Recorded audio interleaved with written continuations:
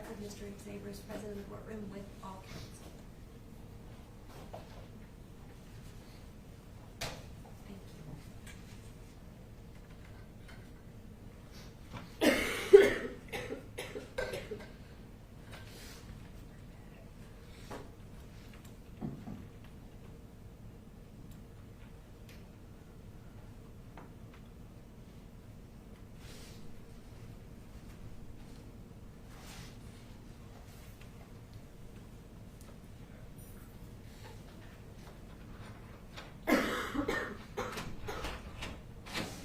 All rise for the entrance of the jury.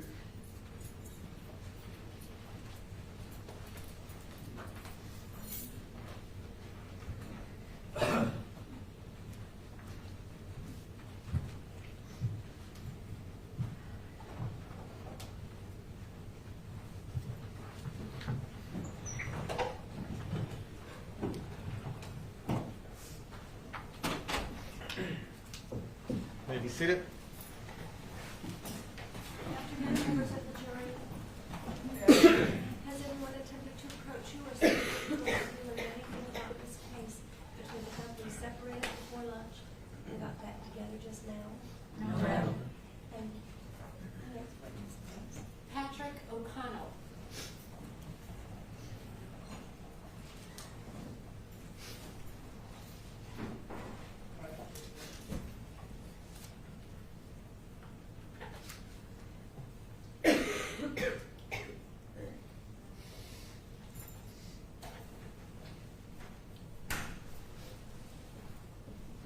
Here, face clerk, raise your right hand and swear. Do you solemnly swear or affirm that the testimony you're about to give shall be the truth, the whole truth, and nothing but the truth, so help you God?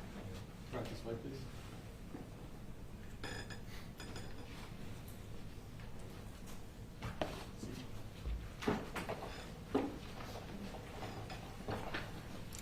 Good afternoon. Could you please state and spell your name?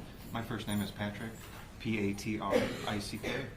My last name is O'Connell, O''Connell.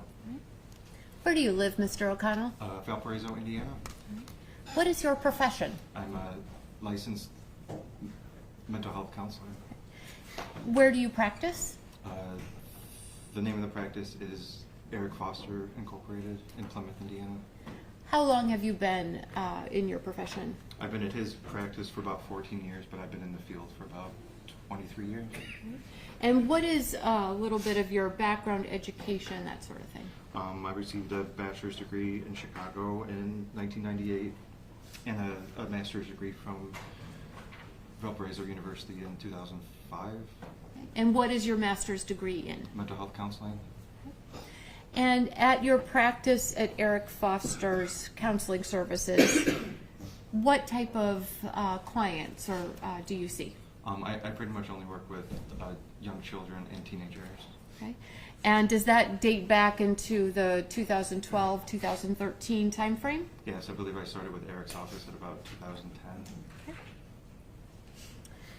And do you see patients on it's an outpatient counseling service, is that correct? Yes, it's an outpatient private practice counseling agency. Through the course of your work at the place where you currently are, did you come to know Zephen Xavier as a client of yours? Yes, I did. And do you remember Zephen? Yes. Okay. Now, while you might remember Zephen, do you remember the specifics of all of your encounters with him? I worked with him for about 2 years, so I don't think I remember every single encounter with him, but Okay. I do remember him pretty vividly. Okay. I'm showing the state what's been marked for identification as Defense Exhibit 41. May I approach the witness, Your Honor? Do you recognize this? Yes, I do. And what is that? These are my records of notes from my counseling sessions with Zephen. Okay.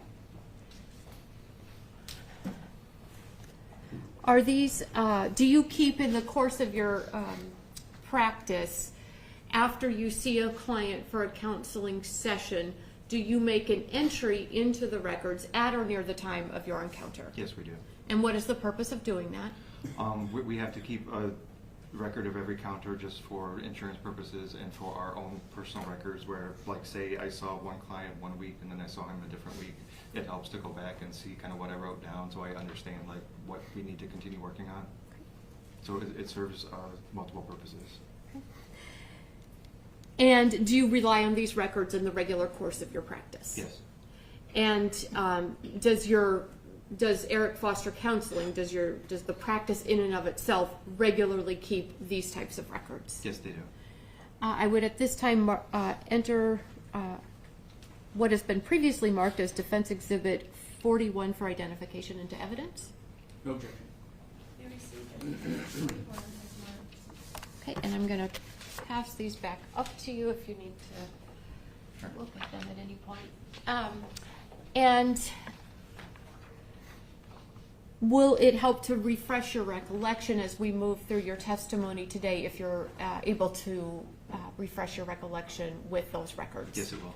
And did we also prepare a PowerPoint, a slide presentation in order to assist us as we move through your testimony? Okay. Would that help you as you present your testimony? Yes, it would. Okay.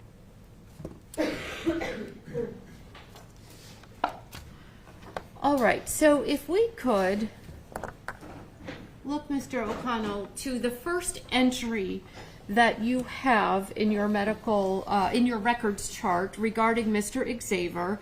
If you could tell the jury when it was that he first came to you and what the purpose was, and when it was. Oh, sure. Looks like I started working with him in about 2012. He was around 15 years old at that point. I believe he was a referral from his primary care physician, which at that time would have been Dr. Stilson. I believe Dr. Stilson was concerned that Zephen was involved in a football accident and he had a possible concussion. And I believe Dr. Stilson was concerned regarding possible side effects from that, which could be mental or physical or emotional or psychological. Okay. And I'm sorry, you might have already said, when was the first meeting that you had with him? November 30th, 2012. Okay. And how old was Zephen at the time? He was 15 years old at the time. How did Zephen come to you? Did he come by himself, with a parent? What did that look like? The first intake appointment came with his biological father. And was that Josh Xavier? Yes, it was Josh. And what is the purpose of an intake appointment? The main purpose of an intake appointment is to get as much background information as we can about what's going on with the client and with the family. We get mental health history of the family, physical health history, drug, substance abuse, presenting problem, which is pretty much what are the main reasons that you're coming to counseling in the first place, siblings, how things are going at school, any kind of extracurricular activities, including sports or just groups or anything like that that the kid might have been involved in. Okay. So this is just kind of a comprehensive so that you can learn about the client. Yes, it's mainly a lot of background information. Okay. And it's also for the family to get comfortable with the counselor as well. Okay. And to ask any questions that they might have of us. And so was Zephen's father, Josh, present during the course of this intake evaluation that you had with Zephen? The way I typically work, I typically do the first half with both the parent and the child, and then I try to spend some time just with the child so we can kind of gain rapport, we can get a better way to know each other. Okay. And if you could start describing for the jury some of the things that you learned about Zephen through the course of your intake with Zephen. The main things that his father was reporting, that he was very introverted, which means he didn't really have a lot of friends. He just kind of kept to himself, so he was concerned about that. Feelings of low self-esteem, where he really didn't feel like super important to himself. He didn't really feel like his life was meaningful. Kind of shy. He talked about anger issues and that he would get sometimes in fights with his brother. He also talked about suicidal ideas and homicidal ideas that he was having at the time. And he also reported that he would kind of cry for no reason, irritable, which is just kind of cranky and agitated all the time. Okay. And so when you're doing an intake with a new client and you learn that he has suicidal thoughts and homicidal thoughts, does that indicate to you that this is, a serious situation that needs to be addressed? Yes. All right. Did Zephen report to you, I believe this is on page 3 of the records, did Zephen report to you that he was, felt like he was losing control of his mind and that bad thoughts might take over? Yes.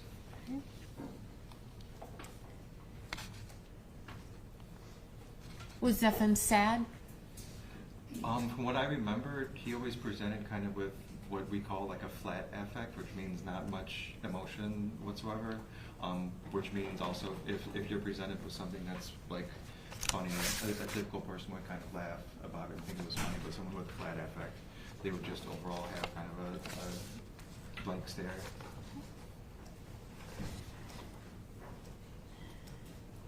At this point, do you recall, did Zephen have any particular plans in terms of his suicidal thoughts, or were they just more sort of general thoughts? At that point in time when I was working with him, from what I remember, he was having thoughts without any specific kind of plan of anything that he wanted to do, any kind of plans that he had. Okay.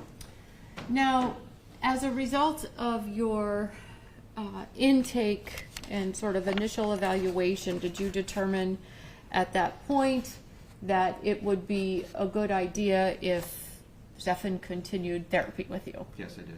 And did you then engage with him in ongoing therapy sessions? Yes.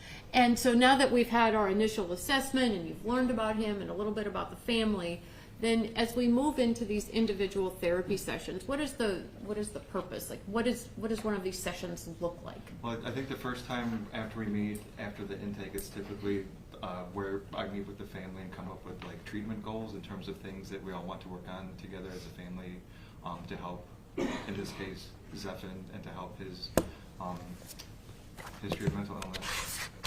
Okay. So,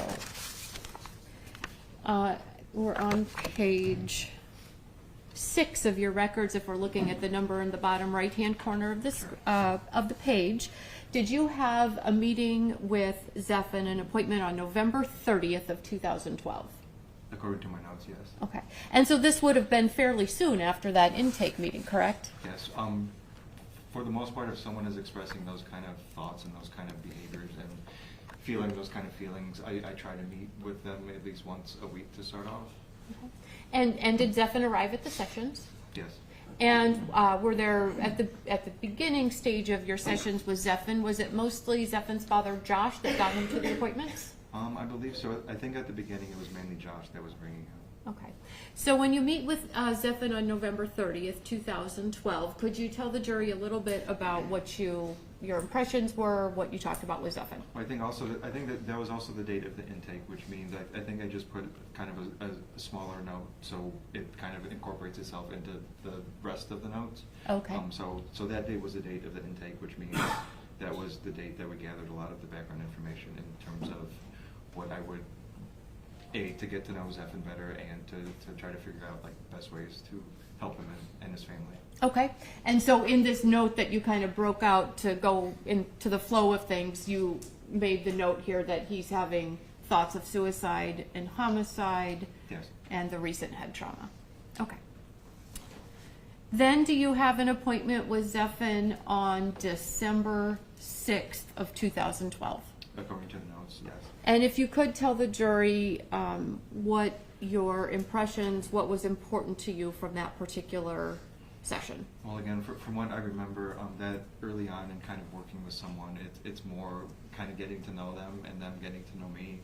So a great deal of it is just kind of building trust and building rapport and to kind of understand the main things that we'll work on together in treatment. The main things I remember early on was that he was very just scared of his thoughts and of his emotions. He felt like he was kind of losing control of his thoughts and of his emotions. Okay. And he wasn't sure like what to do with that, and he wasn't sure what that was going to end up looking like. Was he scared that he might end up hurting someone? I think those were the thoughts that he had, but at that time it was mainly like a lot of vague thoughts. Okay, so nothing specific. Nothing specific whatsoever.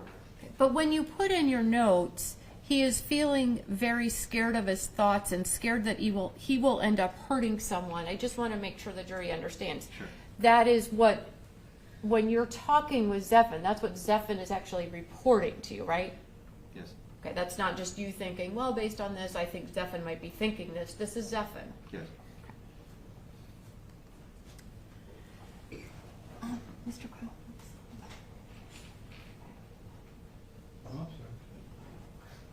Sorry.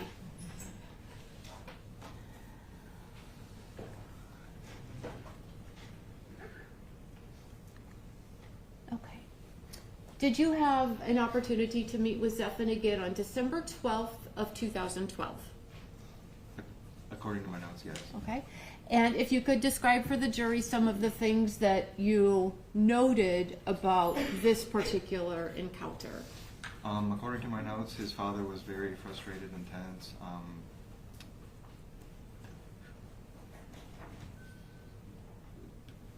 It looks like that was the day where I spent a lot of time talking mainly with Zephen's father and trying to help his father understand like what exactly he was dealing with in terms of Zephen's mental illness. Okay. And I believe Josh was just kind of not sure what was going on, and I was trying to explain better to him like what I felt at that time we were dealing with. Okay.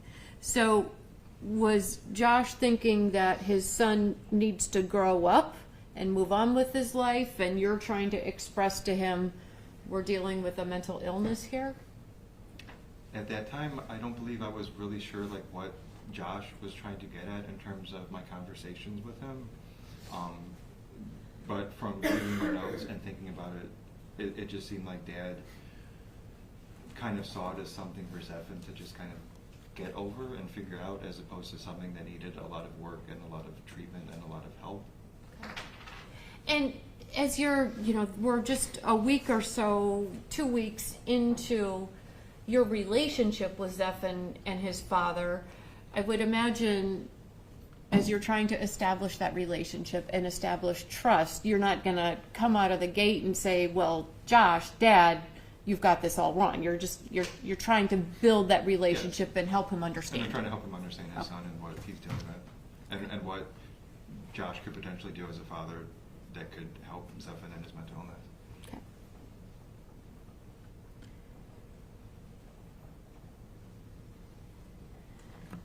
Did you get the idea from your notes that Josh did not seem to be interested in talking about his suicidal son? Again, from what I remember and after reading the notes, I always got the impression with Josh that, I'm trying to think of a good way to put this. He didn't seem to have much trust in therapy in general. He didn't seem to have much trust in psychiatric help in general. He seemed like he knew better than everyone, and he also seemed that based on what Zephen was telling him and the behaviors that he had, that Zephen just needed to kind of snap out of it, that it's just kind of a phase he was going through, and if he just put some more motivation or effort, that he would be okay. Okay. And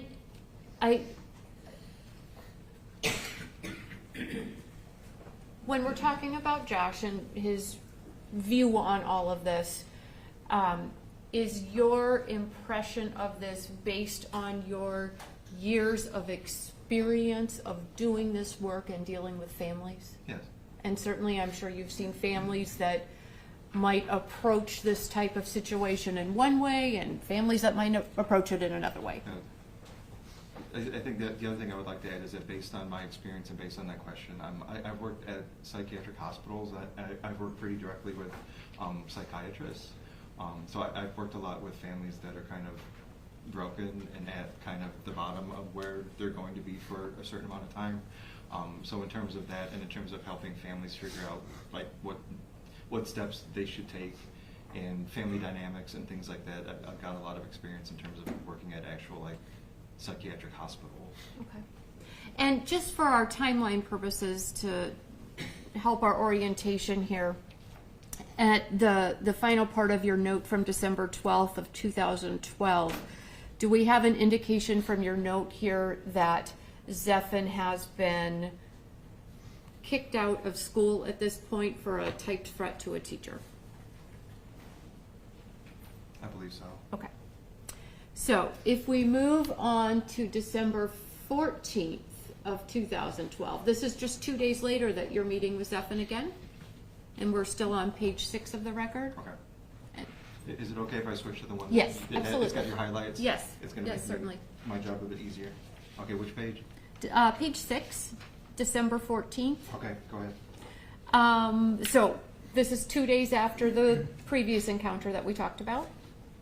What were your impressions? What did you learn about from Zephen during this encounter?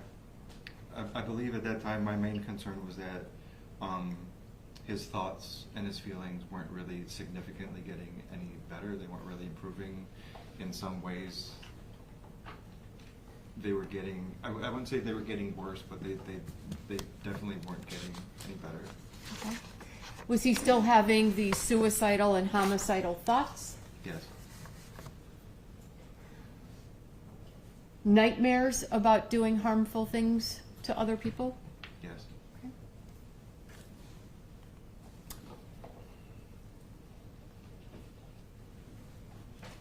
And if we turn to the next page, this is still from that same encounter. What was the situation with Dad at this encounter? I think at that point I was getting more baffled with Dad in terms of Zephen's feelings and his thoughts obviously weren't getting better. In many ways, they were just getting more obviously darker and more out of Zephen's control. And the more I tried to explain that to his dad, it was almost like Dad pushed back even harder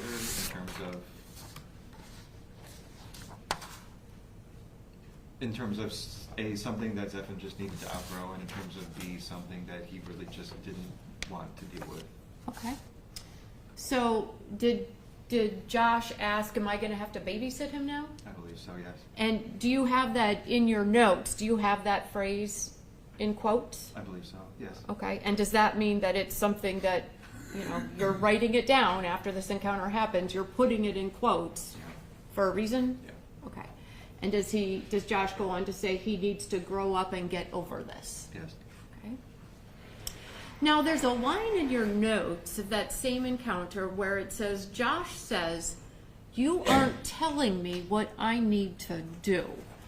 And I want to ask you about that phrase because I think that could be, just looking at the words, that could be taken 2 different ways. That could be taken as, you aren't telling me what I need to do and I need help with my son. Please give me help. Or that could be taken as, you aren't telling me what to do More of the second. to help my option. son. Okay. So this wasn't Josh, just so it comes out on our record, my inflection will not.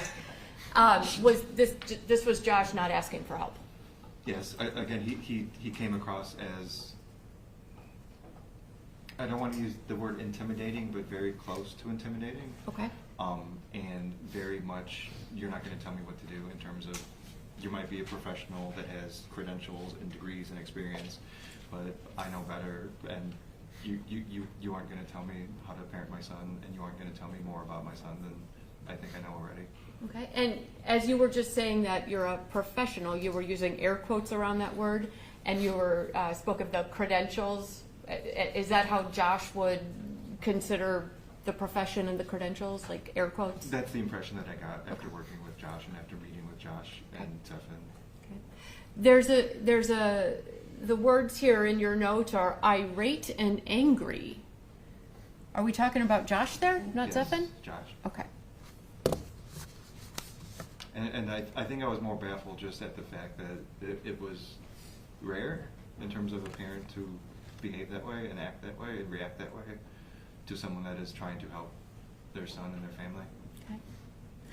You mentioned Josh got close to the line of intimidating. Is Josh physically a big guy? He's a big guy.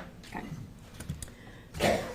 If we could turn then, it's on page 7 still of your records, January 24th of 2013. Did you see Zephen again?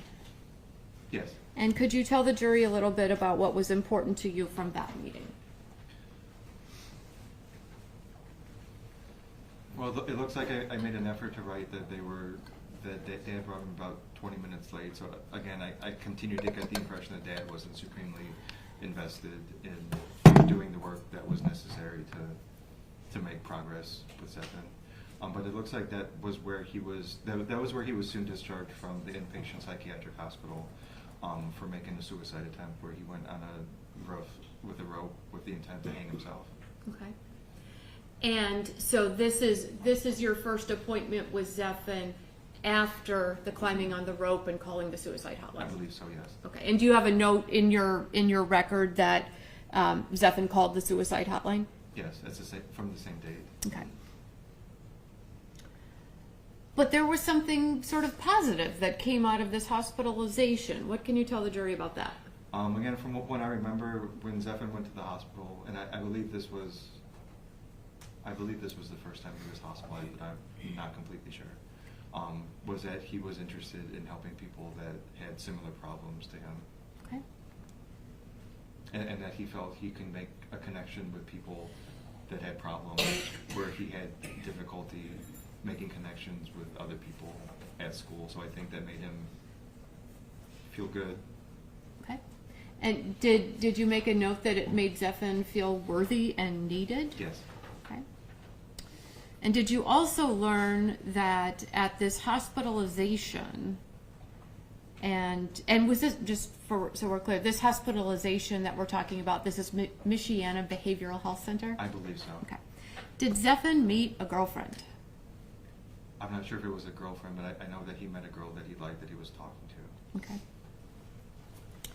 All right, so then we turn to the next appointment. Did you meet with Zephen on January 30th, 2013? Yes. And is this the first time that you met Zephen's mom? According to my notes, yes. Okay, and so Zephen would have been brought to this appointment by Misty, his Yes. mom. Okay. And what did you learn from this encounter?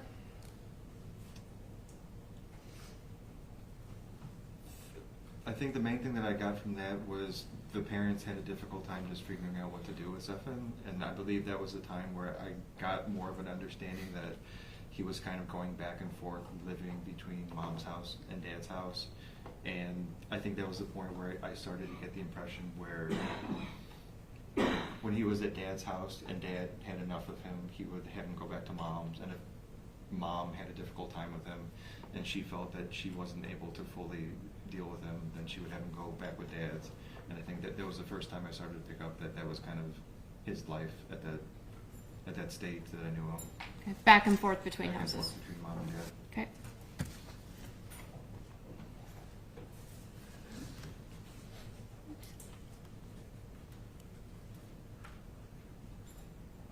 Did you have an appointment again on February 5th of 2013? Yes. And this note in your records, it's from page 7 onto page 8. And what did you learn from this session?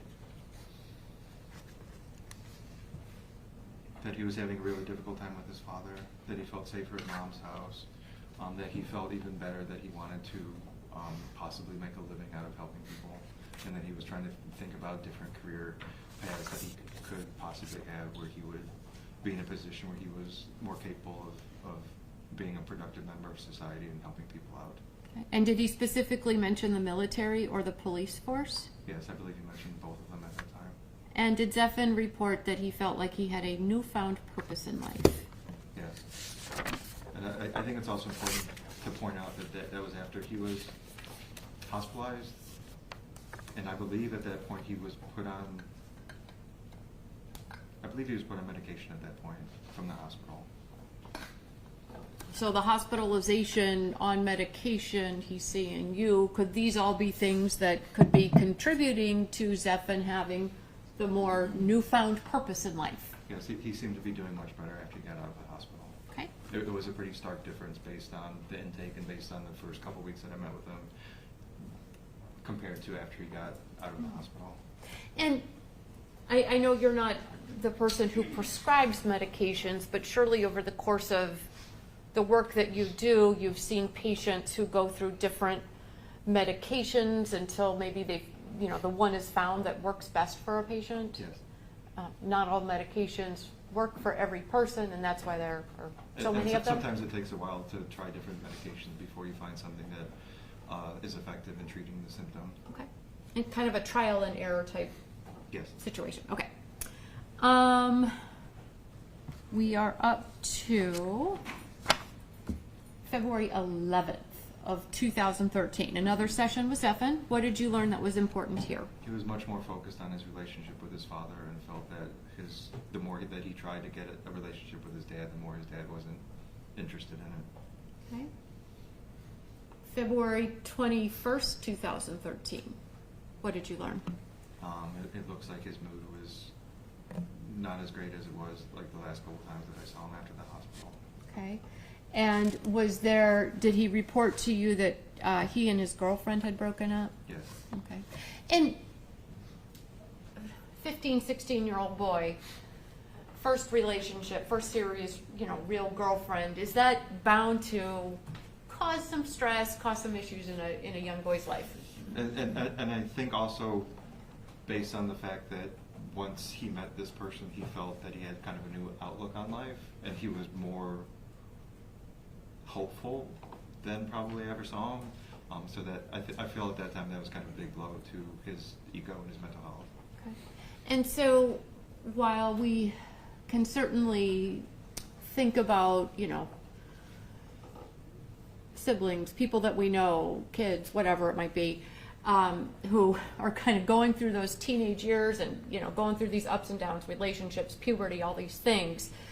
Was there something more going on with Zephen here than just he had a breakup and he was sad? I mean, was there depression and the other things going on as well? Yes, I'm sorry, I think I misunderstood your question, but yeah, through all this, he continued to show symptoms of depression and of suicidal thoughts and homicidal thoughts. I think they would, at that point, they would just kind of ebb and flow in intensity. Okay.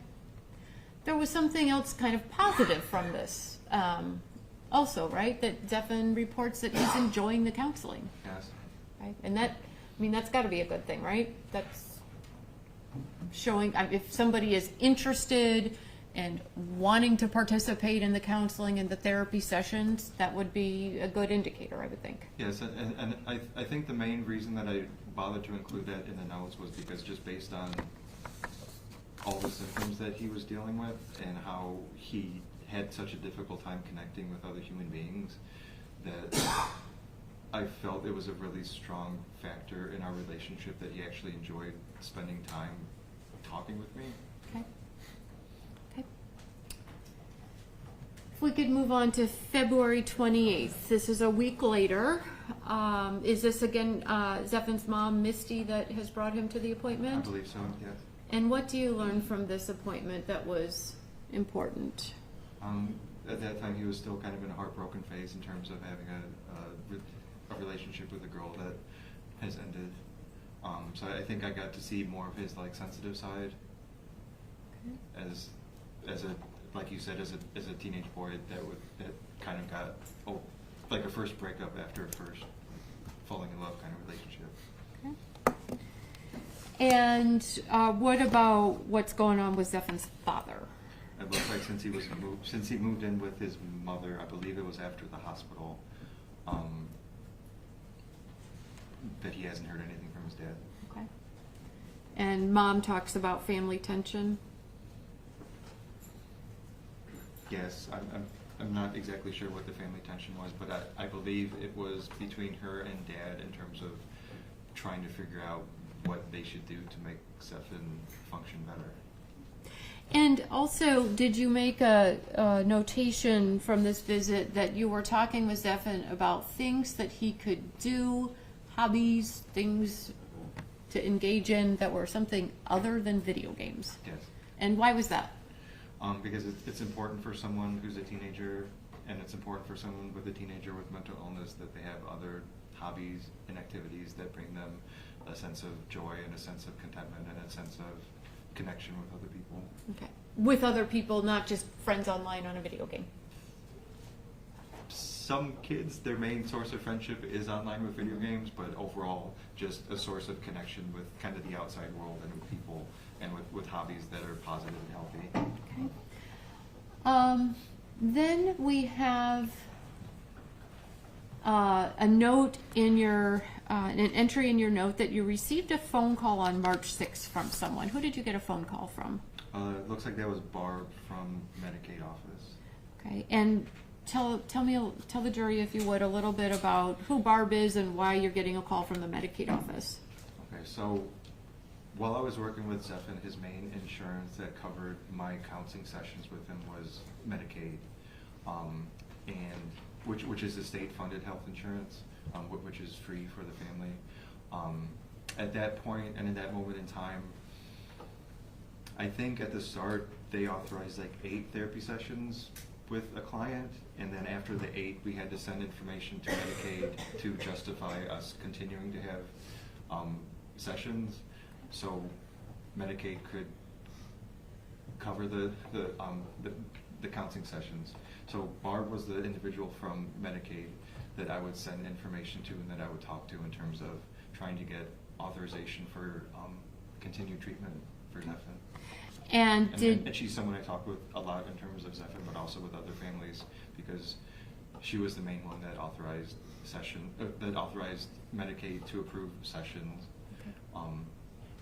And at that time, I had a lot of clients with Medicaid, so I got to know Barb pretty well. Okay. And was she somebody who seemed like she really cared and she was trying to get the right things to happen for these kids? Yes. And did she's very good at her job, and she wouldn't stop until she got the family the help that they needed. Okay. And did Barb express to you that she had a concern that Zephen's mother wasn't giving the father, Josh, all the information that he needed about the client and his doctor and school and counseling appointments? Yes, which means I think the other part of family tension had to do with her trying to get accurate information both from the parents so that she could do her job effectively. Okay. Because if us as people that are trying to help a child, it's helpful to get accurate information from both parents.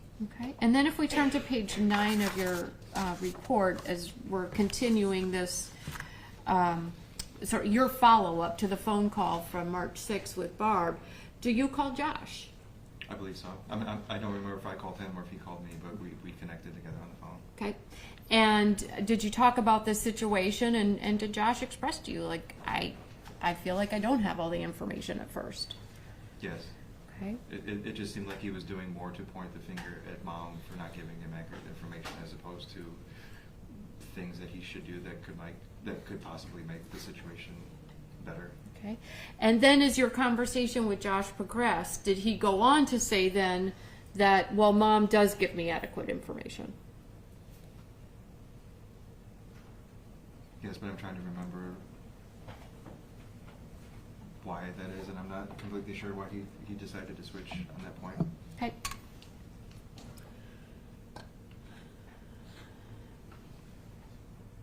And does Josh express to you that he doesn't know what to do about trying to get a better relationship with his son? Yes, because I got the impression that he would get frustrated trying to figure out how he could improve his relationship with Zephen, and every time he tried, he felt that he wasn't getting anywhere. Okay. All right, so then if we can move to March 6th of 2013. So this is the same day as the phone calls, but now we actually have a session with Zephen. What can you tell us about what you learned in this session that was important to you? It looks like a lot of that was trying to help the mom and dad and trying to help them understand that they needed to do a better job of communicating with each other in the best interest of the treatment team, but also themselves and also Zephen and their relationship with them. Okay. And were you trying to communicate to them that they're the parents, they need to be sort of in charge of what's going on with Zephen, as opposed to Zephen being allowed to call the shots on where he lives and what he does? Yes, and I think the main purpose of that quote, and the main purpose of why I put that in the notes, is because I was trying to tell the mom and dad that they need to put their differences aside, and they need to put their relationship aside and just figure out together with themselves and with Zephen's treatment team what they need to do to make the situation better. And is it important in terms of looking at, what protective factors could we wrap around a child to try to help them when they're struggling, as Zephen was struggling, to have a stable, sort of cohesive front from the parents. I'm not saying they have to be together, but if they're in concert with what they're doing and what they're expressing, is that something that's going to be of assistance to the child? That's very important. Okay. That at least they could communicate accurately on issues of importance, and that they could put their differences aside in the best interest of helping their child out. If we move on to March 14th of 2013, another therapy session that Zephen's mother, Misty, brought him to. What did you learn from this session that was important? Zephen continues to have symptoms of depression, so his symptoms of depression aren't necessarily like alleviating in a way that is making significant progress. And he's also having a difficult relationship with his father, and he's trying to understand A, how to make it better, and B, why the rift in their relationship exists in the first place. Okay. And is Zephen at this time also still coping with the loss of the girlfriend and him being in love with her and that sort of thing? Yes.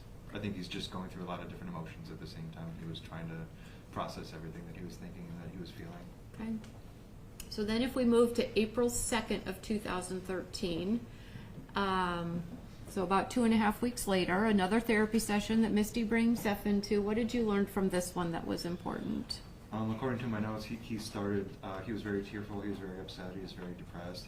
He was talking more about having thoughts that were suicidal, that his mood has been very down, very agitated, very irritable, that he hasn't been sleeping well, he hasn't been eating well, more focused on like negative aspects of his life or things that are going wrong as opposed to anything positive or anything that might be going well or that could be hopeful in his life. He was just more focused on everything that was negative. Okay. And then if we, from that same date, April 2nd, if we turn to page 10 of the notes, what do you report that Zephen has said about his father? I did write that Zephen expressed that he has a history of being physically and emotionally abused by his father, but again, after thinking about it and after reading notes and after some contemplation, I don't recall getting any additional information from Zephen as to exactly what happened. Okay. But you have in your notes this report of the physical and emotional abuse. Which means that was something that Zephen talked with me about. Okay. If we move to April 11th of 2013, and Zephen would have had a birthday April 2nd, so you started with him at 15, so Zephen is 16 years. At this point. Okay. On page 10 of your records, we have a therapy session. Oh, there was that one. Okay. What did we learn about Zephen on April 11th? That he's increasingly more agitated, more depressed, more tired, more just, again, a flat affect where he's not really responding emotionally to anything. His anxiety was getting a lot worse at that time. He just didn't look well. He just looked ill and tired, and like he wasn't doing anything to even take care of his like physical self. Okay. And we mentioned in the notes the suicidal thoughts and feelings. Did Zephen have any particular plan in his future? No. In the time that I know, he never had any specific plan outside of when he went on the roof and with the rope, and he contacted the suicide hotline. Did he report to you that he wishes that the pain he has in his life would go away? Yes. And he felt unwanted and unloved by his parents, and that he didn't have anything to live for.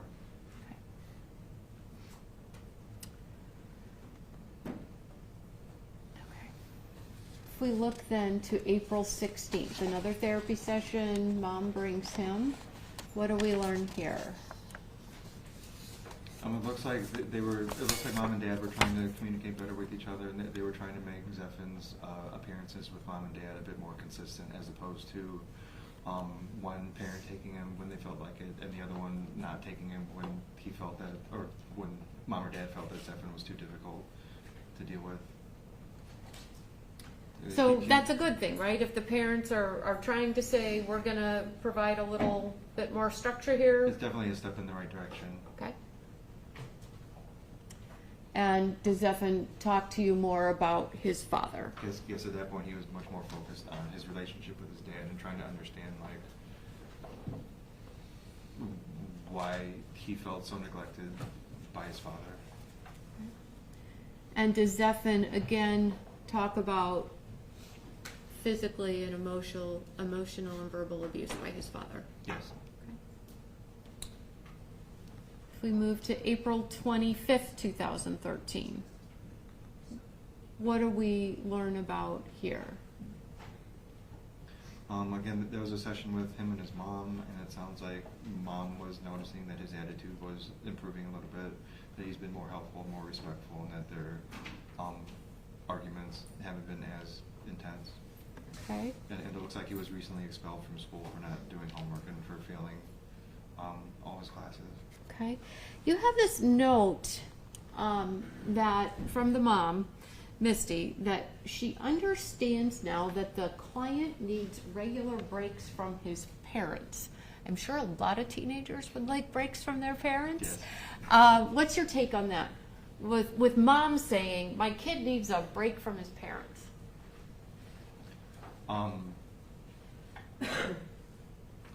I believe that at that time and in that moment, based on the history of Zephen going back and forth, basically willy-nilly based on whether the parent, mom or dad, was having a difficult time with him, since they became more consistent in having Zephen meet with them on a consistent basis, I think she was picking up that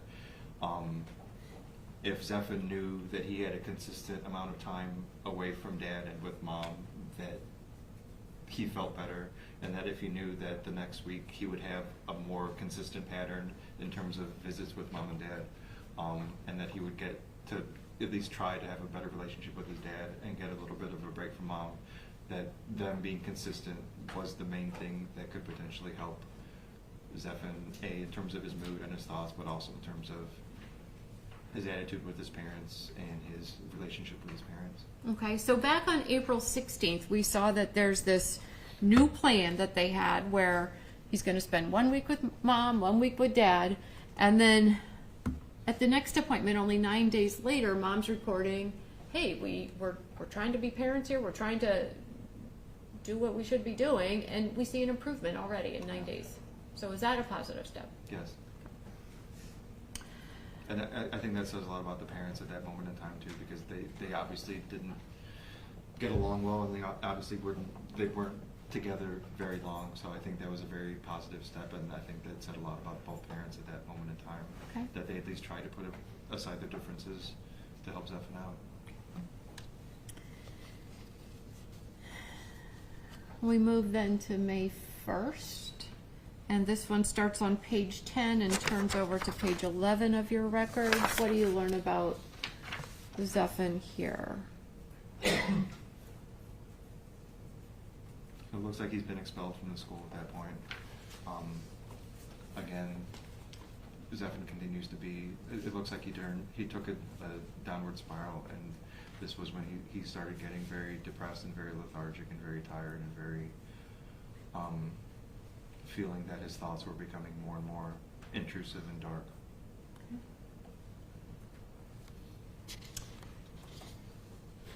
And does he talk with you about a particular friend that he has been talking with online? Yes. Okay.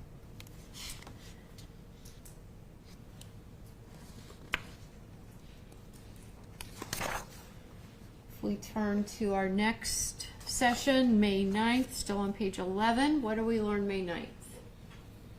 He continues to present as anxious and depressed.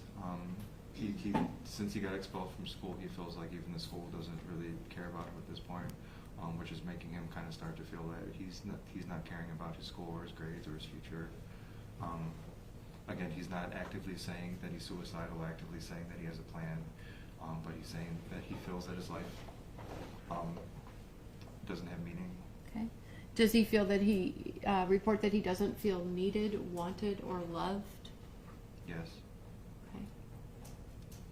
And at that time, I feel that he felt that more specifically towards his father.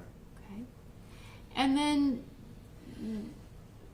what did you learn about whether Josh at that time was going to be participating in continued sessions? I think I started to understand at that point that Dad, based on my conversations with him, I think he was just getting frustrated specifically with me as Zephen's therapist, and that he just chose to not engage with me.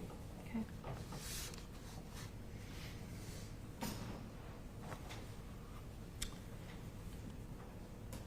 May 15th, 2013. How is Zephen this date? I still focus on his relationship with his father. Still trying to figure out why his father is not wanting to build a relationship and why he feels so neglected by his father, and that as time goes on, he's feeling more and more just hatred towards his father. Okay. And would it have been helpful in terms of the therapeutic process if Josh would have been willing to come in and try to talk through these things? Yes, just based on my work and my experience, I'm big on family involvement. I'm big on parents' involvement, and it's always helpful to have the parents involved, even if there's some kind of disagreement or there's some kind of tension. Typical parents, we can just kind of talk about it and work through it. But it just seemed that Josh got frustrated, and then he just took a step back and took it more a hands-off approach as opposed to trying to make things better. Okay, and did you include in your notes from that session, May 15th, that the father refuses to come and talk with me? I believe I felt that, but I don't believe at that time I had like specific information that he was refusing to come in, but it just seemed like based on recent experiences with him that I just wasn't going to talk with him anymore. Okay. And you had this other idea as well, though, that there's this place, the Bowen Center.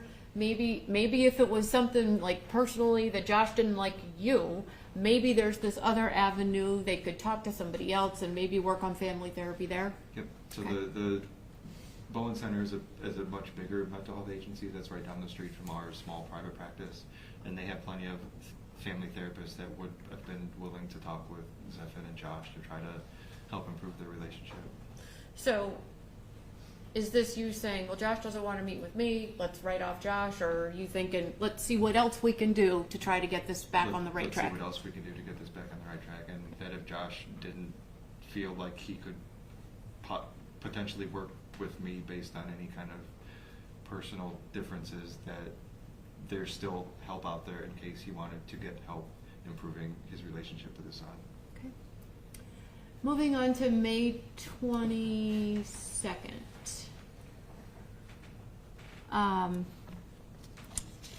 Is this when Zephen continued, we have the note up there, is this when you report that client continues to report much anger and hatred for his father? Yes. Okay.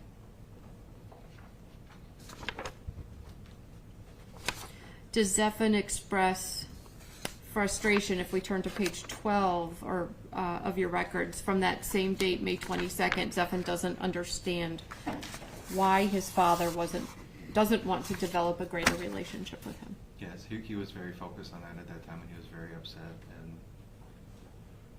just felt unloved and unwanted based on his father, or based on him feeling that his father was neglecting him. Okay. Then we turn to June 12, 2013. What do we learn here? Is this Zephen's mom that has brought him to the appointment? So that was a therapy appointment with Zephen and his mother, and it sounds like mom is reporting that things have kind of calmed down between Zephen and her, between Zephen and his dad, but she's still worried with her relationship with Zephen's dad, as previously she tried to get the two of them to communicate better and put their differences aside, but it sounds like at that point Josh was kind of starting to backslide and not participate with. And are you again at this time making the recommendation that it would be a good idea to contact that Bowen Center? Yes. the main reason I wrote that and I put that in that note is because if mom is starting to express more that she's concerned for Zephen and for herself as a result of the breakdown in communication with Zephen's father, that it was more imperative that we try to help mend their relationship, because at this point he's 16, which means he's only got so much time until he's an adult, and he can kind of choose if he wants to have a relationship with his father or not. And sometimes it helps between the ages of 16 and 18 to try to really do a lot of work to help parents improve their relationship with their kids before it's quote unquote too late. Okay. Does that happen? It becomes too late? Sometimes, unfortunately. June 20th, 2013. What do we learn this date that's important? So this was with Zephen and his mom. Again, still more focus on his relationship with his father. It looks like Zephen is just kind of resigned to the fact that his dad is not going to have a relationship with him, and he tries his best to just kind of move past that. Okay.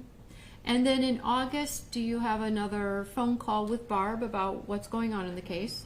Yes. So that was close to a couple months after that last interaction, and it sounds like Barb hasn't had any luck getting hold of Zephen's parents. Okay. So we left off June 20th, 2013. And then we go to August 12th, 2013. And so the fact that we don't have any entries here from June 20th to August 12th, does that mean that you didn't see Zephen between those dates? Correct. Okay, because if you had, you'd have the note, just like you do. Okay. So you hear from Barb, and Barb is saying, what's going on? I haven't heard anything. Yes, with certain clients that were a bit more intense than typical clients, she would contact me consistently for updates. And does Barb report that she has not been able to get a hold of mom or dad? Yes. Okay. She hears somehow that Zephen may be back living with his father Yes. because his mom couldn't handle him? Okay. All right, so you had your last session in June. This is August. Barb, she's concerned what's going on. And then the next entry in your records there on page 12 is January 15 of 2014. So does this mean that you did not see Zephen from June 20, 2013 to January 15, 2014? That's correct. And that also means that I didn't have any contact with his parents. Okay. So let's talk about January 15, 2014. How did you come to see Zephen? Did a parent call up and say, hey, Zephen's having some problems, can we get an appointment and come in and see you? I think that was at the point in my career where I started to see students at school, because sometimes it helps with a lot of different things. That sometimes students are more just comfortable at school. Sometimes if parents are busy or they can't provide transportation, it helps to visit kids at school. And sometimes if there's just a really intense situation, and it helps to have me at the school just in case any kind of crisis arises. But it sounds like at that point that was the time that I started seeing kids at Bremen High School, and I was seeing a different student, and the guidance counselor asked if I would spend some time with Zephen, and I think that was the point where I started pretty much consistently seeing Zephen at the school. Okay, so And I think that was mainly because I was at the school, and I don't think I really had that idea in my head until I went to the school, and B, I think my thought was, since I haven't heard from the parents in a while, I might as well just see Zephen at the school, so I know that I can see him on a consistent basis. Okay. So you're at the school seeing another client, and the counselor, do you remember her name? Melissa Mangus. Mangus, okay. Melissa says, hey, Zephen's here.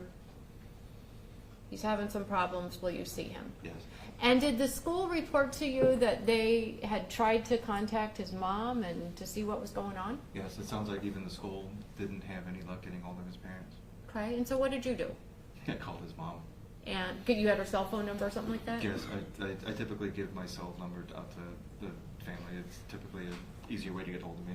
Okay, and what do you learn when you call mom on your cell and get a hold of her? That she's been in Las Vegas, and that when I called her, she was in Las Vegas. And what had Zephen been doing? he told me that he was staying with a friend, but I'm not sure like who he was staying with at that time. Okay.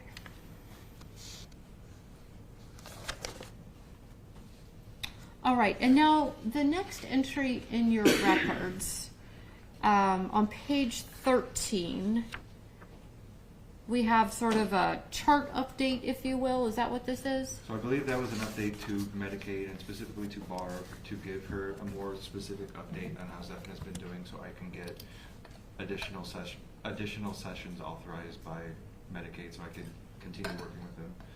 And with some cases, especially cases that have been open for a long time, or especially cases that are a bit more, again, intense than a typical case, I try to give her probably more information that is necessary to make sure that they have enough information to authorize me to continue treating clients. So when you get this report from the school, the guidance counselor, the nursing staff, et cetera, they're reporting to you that he's sleeping, he's been having panic attacks, frequently anxiety attacks for the past 2 weeks, he's missing school. Do you take that information and say, well, I know I haven't been seeing Zephen since June of 2013, but this sounds like a pretty serious situation, and you as a practitioner and somebody cares about your clients, do you go that step of saying, Barb, here's what's going on, can we get more sessions? Yes. And do you have the opportunity then to meet with Zephen? Yes. And again, I think that was in the midst of when I started seeing him more consistently at school. Okay, and so your session with Zephen at school from January 15th of 2014, this first contact that you have with him after not seeing him since the previous June, this is on pages 12 and then 14 is the sort of last little bit of it from your records. What do you learn about how Zephen is doing? Which date are you referring to? January 15, 2014. It starts on page 12. So that was when I was at the school, and that was when the school was really concerned about him having panic attacks and having a lot of anxiety and spending a lot of time in the nurse's office. And that was when we were all kind of baffled at the fact that no one was able to get hold of either of his parents. Okay.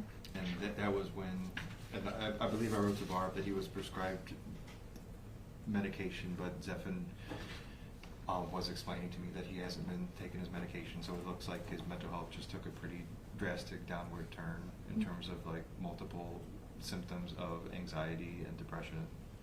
And when we see these things, agitation, irritability, difficulty concentrating, poor memory, not sleeping, not eating, appearing tired, pale, sickly, with shaking and trembling hands and worn out. Those are all pretty significant symptoms of serious depression and serious anxiety and serious panic attacks. Are those symptoms of somebody just having a behavioral problem? No. Okay. One thing that we haven't talked about, I'm sure you probably see it a lot in your practice, I don't know if you do or not, you may, is a client coming to see you that may be engaging with drugs, alcohol, that kind of thing, self-medicating. Was that ever a concern with Zephen? Was that something he was doing? No. Okay. And is it something you asked him about and you Yes. Okay, because that would be... In terms of like a typical teenager that I work with that is having these kind of symptoms, sometimes I try to rule out if there's anything else going on in their life that could be either creating those types of symptoms or making those types of symptoms worse. And sometimes drugs and alcohol, or sometimes those could exacerbate mental health symptoms, but also create mental health symptoms. Okay. But as far as I know, Zephen was not using any drugs and not using any alcohol at that time. So you reconnect with Zephen January 15, 2014. Zephen is still 16 years old. And then you have another session with Zephen on January 16, 2014, the next day. So everyone was so concerned with him that we decided that I would see him twice a week at the school until he started getting better. Okay. And what do we learn through the January 16 appointment? Anxiety, depression, still symptoms are continue to be significant, overwhelmed, too many things going on, turning 17 soon, not sure what he wants to do with his life, not sleeping well, upset stomach, homicidal thoughts, suicidal thoughts, just overall significant symptoms of depression and anxiety. And when Zephen is talking to you at this point, January 16th, about the homicidal thoughts, I would imagine you probably explore that a little bit. And does Zephen report to you that he doesn't plan to act on them? The phrase homicidal thoughts can be pretty vague and open to interpretation, but I guess I would say it's more on a spectrum. Some people have just dark thoughts, and then some people have thoughts that get a bit darker, where they see people getting killed or they see people killing themselves. And then sometimes it gets darker in terms of they see themselves actually doing these kind of acts, and then they take it one next step where they actually want to do those types of acts. My impression in working with Zephen at that time was that it was more of the really just vague thoughts of darkness and death, but no indication of wanting to do anything like that. Okay. And you have this note here that he might, if provoked, is that, and I think your note says is, so we put it in if up there, but, so it was definitely something that you were concerned about monitoring. This is something to be aware of. And I think at that point my concern was if he was in this kind of mood, and if he had a day where he was at school, or if he was in the community, and if someone said something to him, that might trigger something and he might retaliate. Okay, this is probably a good time to talk about this. As a therapist, if you are with a client and a client expresses a homicidal thought to you, or a suicidal thought, and there is a plan, I want to kill this person, or I have a plan to do this, I'm going to get a gun and do this, I'm going to get a rope and do this. If there's more than sort of this vague thought process going on, if there's an actual plan, do you, as a practitioner, have steps that you would take? Yes. Okay. And certainly you would have taken those steps with Zephen had you believed that Zephen was at that point, at this point in his life. Yes.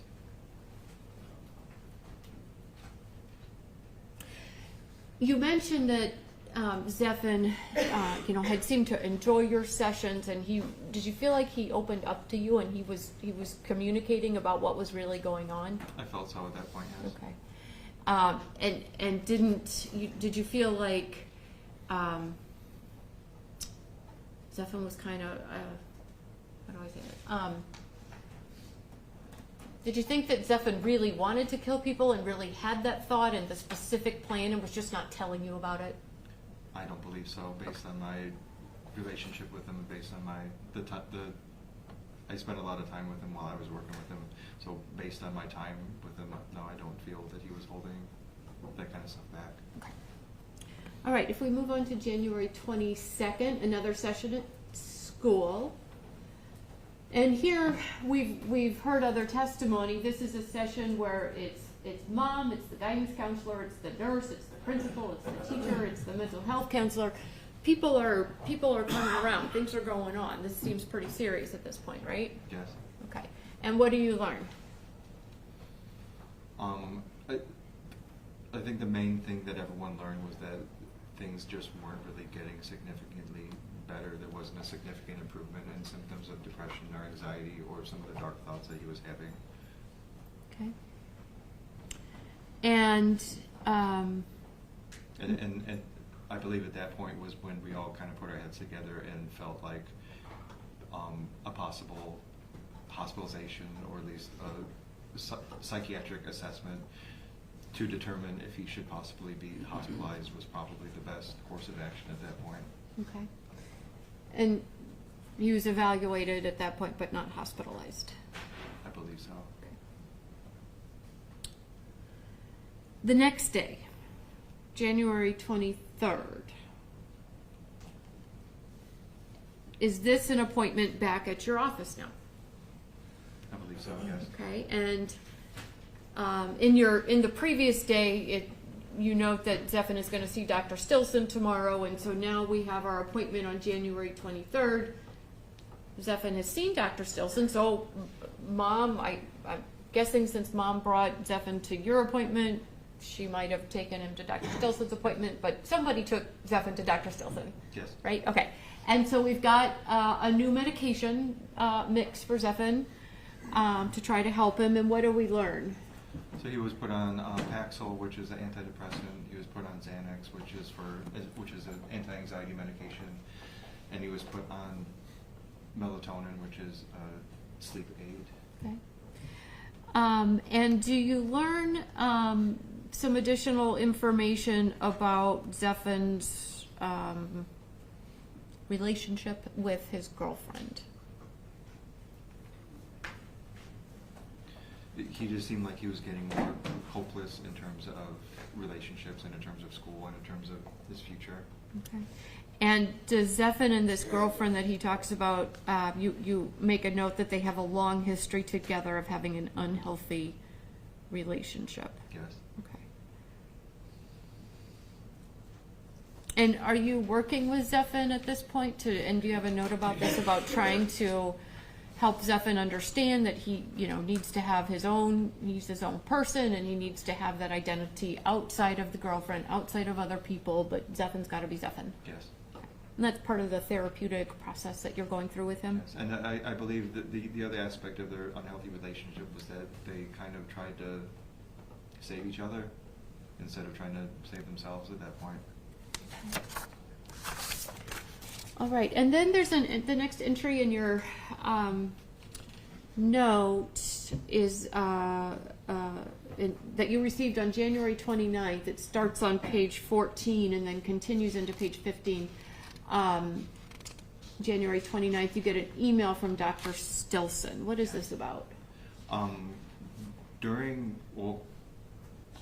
I've worked with Dr. Stilson for years, and I work pretty closely with him with a lot of cases that are a bit more, again, intense and more complicated than traditional cases and traditional clients. And he's one of the few doctors that I have his personal email address and his personal cell phone. So if I needed anything on like a short-term basis, I could shoot him a text or shoot him an email, and we can talk pretty quickly. So I believe that was the email he sent me based on his past appointment that he just had with them. Okay. And you just mentioned working with Dr. Stilson on some of these more complicated, intense situations with clients. Is Zephen one of these complicated, intense situations? Yes.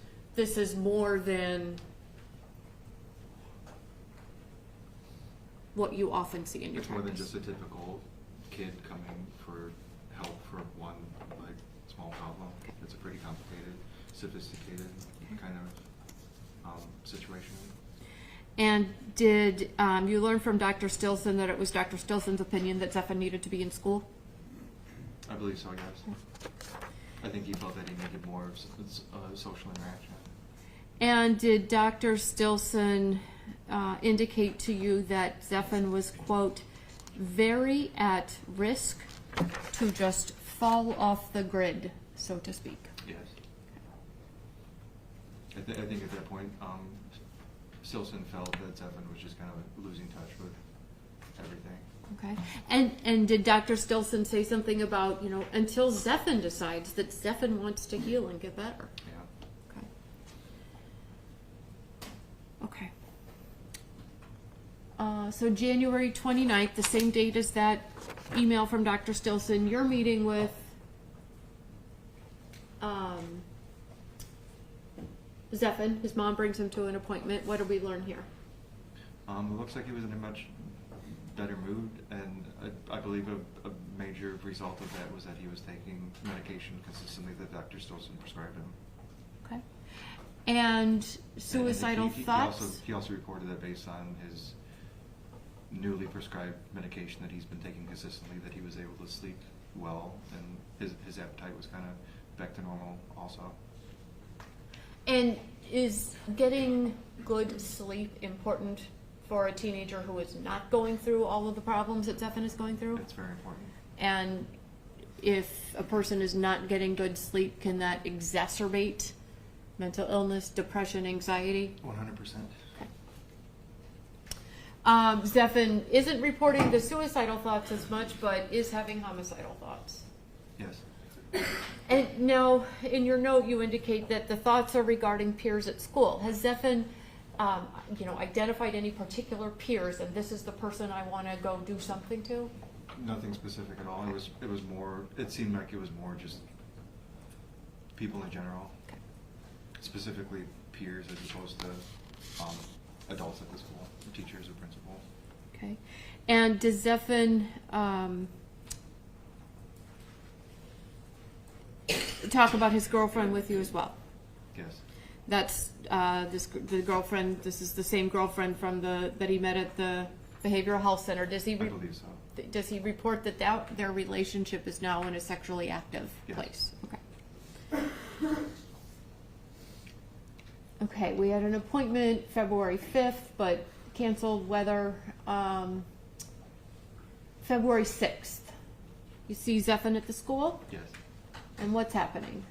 It looks like he was in a better mood. He was feeling tired from his medicine, and the medicine that he was prescribed, being lethargic, could be a potential side effect, so that would make sense. He says, again, that he hasn't been feeling very suicidal, but he continues to have homicidal thoughts that I believe at that point were getting more serious and more significant. Okay. Violent. But still vague in terms of A, wanting to act, and B, having any specific person Okay. in mind. And again, if Zephen had come to you and said, I'm having violent thoughts and I want to go torture so-and-so by doing whatever, Yes. that this is something that you as a professional know how to act on. Yes, I And would you- contact the police. I would contact every single human adult that was working with Zephen at the time, which would be his parents, Dr. Stilson, Melissa Mangus, the principal at the high school, Barb. Okay. I'd contact everyone that was working with him and that knew him. Okay. But yet Zephen says it in this appointment that he's still thinking, hey, it would be great to grow up and be a police officer and help people, right? Yes. Okay. All right, 6 days later, we have another appointment. We're on page 15 of the records now, February 12th. You meet with Zephen at the school. And what do we learn? Much more anxious, much more depressed. He says he was throwing up. He might have the flu. That his mood hasn't been very stable. Feeling more suicidal. Reports thoughts of more violence and more dark, disturbing things that were still just vague in nature. Okay. And so we're seeing, week to week, sometimes day to day, session to session, Zephen might be feeling a little bit better, and then the very next time he might be feeling worse, and the physical symptoms are coming in. Is that the nature of mental illness? That is definitely the nature of mental illness. Sometimes it gets better, sometimes it gets worse. Sometimes you're on a good even keel for a long time, and then something happens and you take a big downward spiral, and sometimes you're in a really down path and something happens and you're low for a long time. So yes, it's very unpredictable, it's very erratic, and it's very kind of like a roller coaster. It could be intense. Okay. And is this somebody just waking up one morning and saying, well, I don't feel like dealing with my depression today, so I'm going to be happy and I'm going to be in a good mood, and that's how it is. And then the next day the person wakes up and says, I think I'm going to let that take over me. I mean, is that how it goes? Is the person in control of those chemicals? It's not that sort of a situation at all. And I think based on the fact that this is early 2014, and at this point I was seeing him for close to 2 years, I believe, and the entire two years was pretty much a roller coaster that kind of increased in intensity over time. All right, we're still on February 13th, and are these symptoms physical symptoms of what he's dealing with his mental illness? Yes, his symptoms that day were more anxious, panic attack sort of symptoms, racing heart, chest pains, difficulty breathing. And we have this note here that he's been having sex with his girlfriend in a somewhat masochistic fashion. So this is something that Zephen is reporting to you, right? I believe so, yes. And I mean, he feels comfortable, he's able to open up, and he's telling you about these things. I believe so. Okay.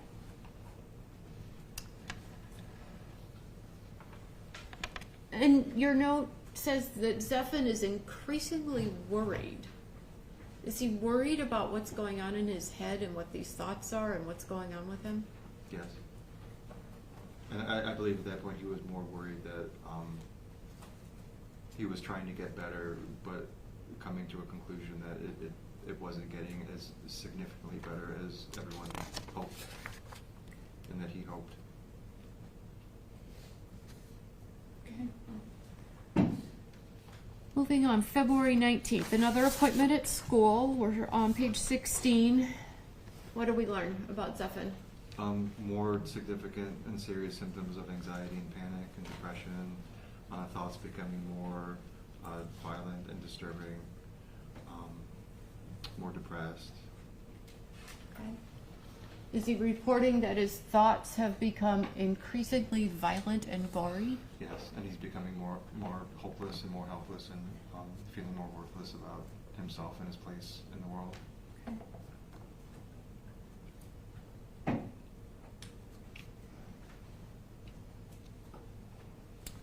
And then February 20th, do you have a meeting with Zephen at the school? Yes. Okay. How was Zephen when you met with him at the school? Again, very significant and serious symptoms of anxiety and panic and depression, hopelessness, worthlessness, agitated, upset stomach, not eating well, not sleeping well, just negative mood, feeling like he doesn't have any connection with anybody, where before he would at least talk about feeling a positive connection with some people. Okay. And do we have these irritable, sad, lonely, do we have sort of these physical manifestations of what's going on with him as well? Okay. And then do we learn, do you receive a phone call later that day? I believe so. And what was that about? I believe that was with the principal, that the principal was more concerned. It sounds like the principal was more concerned that Zephen could potentially be more of a direct threat to the students at the school. Okay. And so this has been referred to as the dream episode that Zephen had when he had the dream at school. So you're brought into this discussion and they contacted you because they know you've been seeing him, right? Yes. Okay. And then, so that was February 20th. And I believe at that point he was hospitalized, I want to say 3 times at that point. Okay. We're going to come back to this March 18th. We put them in the order that you presented to us, and so that one is a little out of chronological order, so we're going to come back to that one. February 24th. What do you learn? I believe it's a phone call with Zephen's mom. It looks like he did get admitted to the hospital. And just talk a little bit about that. And I'm not saying you talk a little bit about that. I'm saying you and Zephen's mom talk a little bit about that, what's going on with everything. But Zephen had gotten hospitalized. Yes. Okay. And then do you have an additional phone call on February 26, 2014? Yes, there was a phone call with his mother to just kind of give me updates about how he was doing at the hospital. Okay. And it sounds like he was having some pretty serious behavior problems while he was at the hospital. Okay. And then your note here is that as you're discussing what's going on, you find out that Zephen had actually injured another peer at the behavioral health center, right? Yes. And the kid had to have stitches, go to the emergency room, that sort of thing. Yes. And the client, meaning Zephen, you have a note, and I don't know if this is what mom is telling you or who is telling you, but you have a note here that client is showing no remorse, is dangerous and violent, and the family doesn't feel safe having him back home. Which day do you looking at? February 26, 2014 phone call. Okay. I went ahead too far. On page 18. Okay.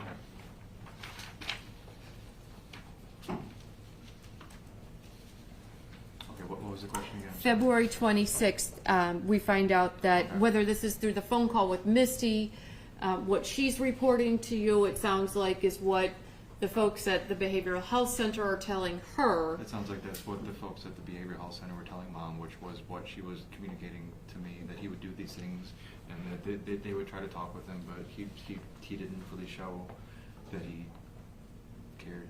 Okay. He hurt another kid. He's not showing remorse. He's not showing that he cares anything about it. Yeah. Okay. And there's this discussion about possible residential treatment and the idea of an incorrigibility filing with probation. What is that? To make a long story short, like say there's a family with a teenager and the teenager is doing various different things that aren't quite criteria to put someone on probation. So say they're not going to school, say they're staying out past curfew, say they're not listening to parents' rules, they're not following rules. So it's like they're not following rules, but they're not specifically committing a crime. So that they could file that report through probation, and if probation has enough backing, so to say, and enough paperwork, that probation can get involved and get the kid and the family more resources to help them. And did that ever happen for Zephen? I believe I recommended that to his mom, but I don't believe that actually ever happened. All right, so if we move on to, where am I at? March 6th. Where's our timeline?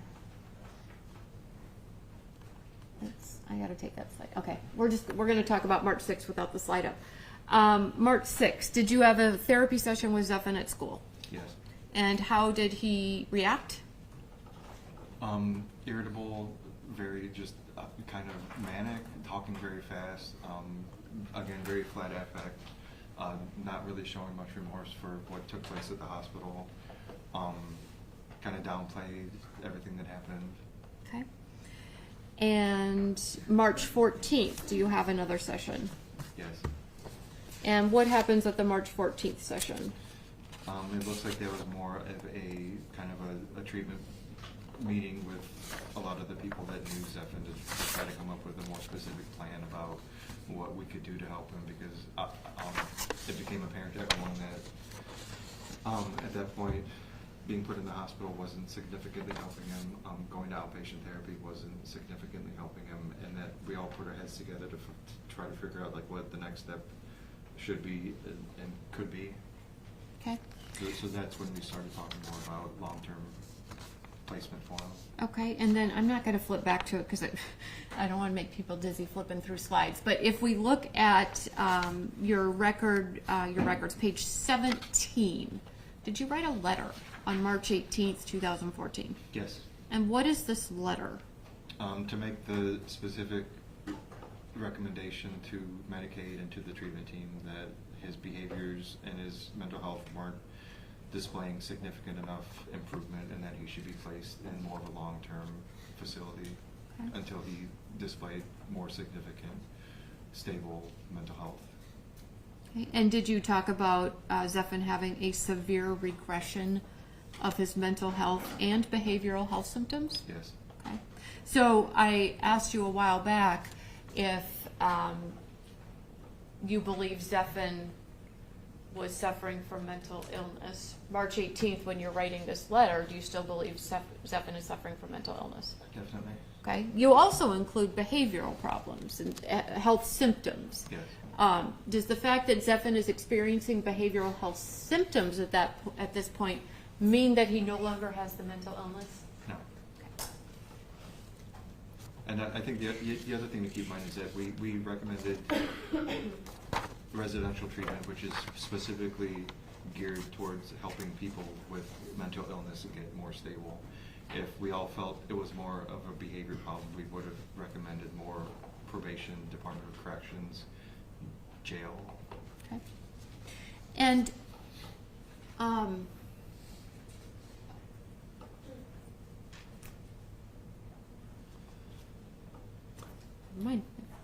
of my head. Okay, so that was March 18th. Oh, I know what it was. So the Behavioral Health Center, when Zephen was admitted there for the various times, and they were these few days, 72-hour hold, we've heard 3 days or maybe a week, maybe 10 days. Are those admissions to that hospital for those time periods, is that more of like an acute care situation? Yes. As opposed to what you're talking about in this letter, long-term, I don't know, 6 months, 9 months, a year, something. So the average acute stay, which is in a psychiatric hospital, that's more, they typically say like 7 to 10 days, so that's more like a week to week and a half. Long-term treatment, residential, that's more 6 months to 9 months to a year to possibly 2 years. Okay. The idea there is some intensive, long-term, let's really wrap services around this kid and try to get him on the right path. Yes. And it's also, let's put lots of services in place, but also once we feel he's getting more stable, we'll gradually incorporate him back into the family system and back into society to see if he could function on a healthy basis in terms of skills that he learned while in a long-term treatment. And so then March 24th, 2014, page 18 of your records, this is 6 days after you write the letter to whom it may concern, this kid needs residential treatment. You have a therapy session with Zephen, and what do we learn? It looks like Mom took him out of the hospital.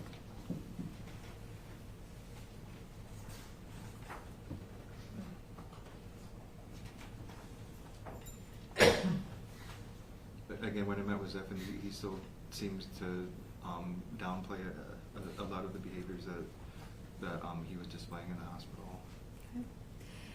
You're still very concerned about what's going on? Parents are more concerned. I'm concerned. It sounds like everyone at this point is just trying to make sure that we can kind of keep him as stable as we possibly can. Okay. And so this is, obviously, Zephen is meeting with you March 24th at your office. Zephen is not in a residential treatment program. Yes. And did you have further discussions with the family about the possibility of filing this incorrigibility filing, trying to get probation involved? Yeah, so once we write that kind of a note to recommend like a long-term placement, and to be perfectly honest, I'm still not sure why that wasn't like followed through on. We meet with the family and try to have more of a conversation of, since this didn't happen, but we tried to get it to happen, these are the other steps that we could take to try to make sure that this kid is functioning and stable. Okay. And then we move to April 1st. Here we go. April 1st, another session. How is Zephen doing here? Again, he was in a very good mood that day. Okay.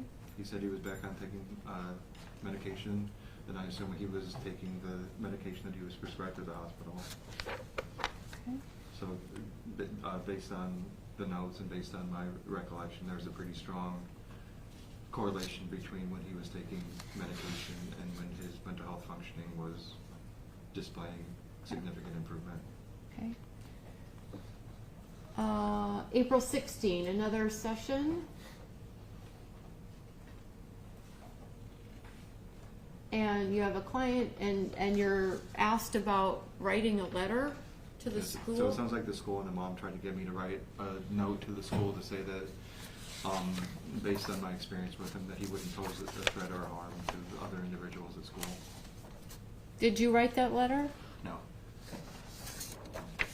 And again, it's not specifically because of Zephen, but I can't really write something like that about any kind of teenager, because if we write that and then a teenager goes to the school and harms someone, that puts us in a pretty bad spot in terms of opening the doors to lawsuits, which means we can't work again in Right. the field. Okay. So I try my best to stay out of those kind of decisions, which means those choices are best left up to like a psychiatrist or being assessed at a hospital.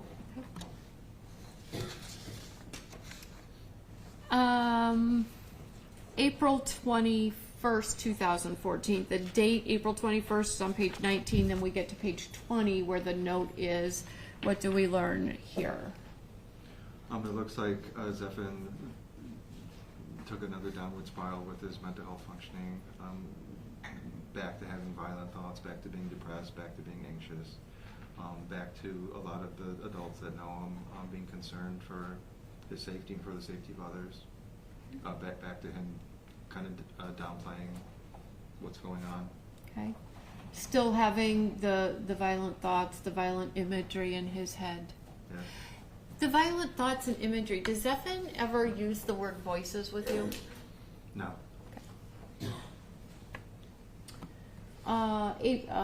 May 13th, 2014. This was sort of a notable event on May 13th. Can you tell the jury what happened that day? So that was the day that I'm not exactly sure why Mom and Dad both decided to come to the session. My guess it was because this has been going on for approximately 2 years at this point, and the treatment team was getting together, and the treatment team was me, Dr. Stilson, the school personnel, the school counselor, the principal, Mom and Dad, and I believe they came together to try to figure out, like, okay, what do we need to do to make this incident better? Okay. And then I'm still not 100% sure, but Dad decided to call the police on Zephen during our session. Okay. Was Zephen being violent during the session? No. Was he threatening anybody? No. Okay. Does that happen very often, that a father comes to a therapy session and calls the police? I believe that's the only time it's happened, which is why I remember it happening so vividly. Okay. How did Zephen respond when his dad called the police? He didn't really respond, but I responded because I wasn't sure how he was going to respond. So I took Zephen instantly to a room that was kind of down the hall from my office. And then Josh went outside, and he was on the phone with the police. And I sat down with Zephen, and I'm like, listen, your dad's calling the police. I'm not sure why. He's just trying to exert his ego or trying to, show you that he's the one in control. And I'm like, Zephen, the police are going to be here in about 5 minutes. You can do this one way, or you can do this the other way. You can do this one way where you can remain calm, and I'll stay with you, and we can just do this, and you can talk with the police, and you could go home or wherever you were going to go afterwards, or you can put up a fight, and the cops will put you in handcuffs, and they'll probably take you to jail. And the cops came, and they talked with him for a little bit, and he was perfectly calm the entire time. Okay. And had he been upset and tearful about the whole situation? I believe so, yes. Okay. And was this a situation where you're having this conversation, whatever's going on in this therapy session, and Josh says, well, that incorrigibility thing that we talked about, I'm going to call the police and try to get that. That's not what this was, right? No, it wasn't like that at all. Okay.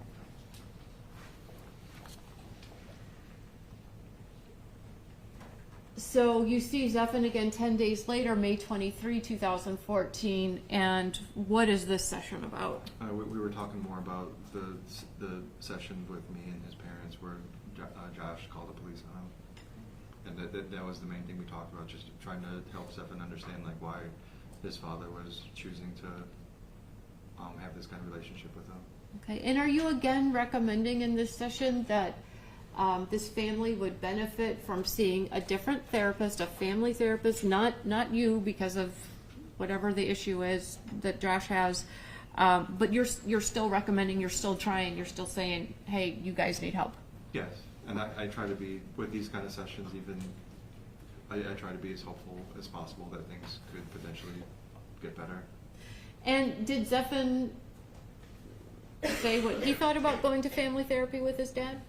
I don't believe that he really wanted to, but I got the impression that he was open to it, but probably not like at that particular moment in time. And you make the note here on May 23rd that truthfully his dad did say a great deal of hateful things to the client at the last session. I don't remember specifically the things that he said to him. But whatever it was enough for you to, pretty strong word, hateful things. Yes.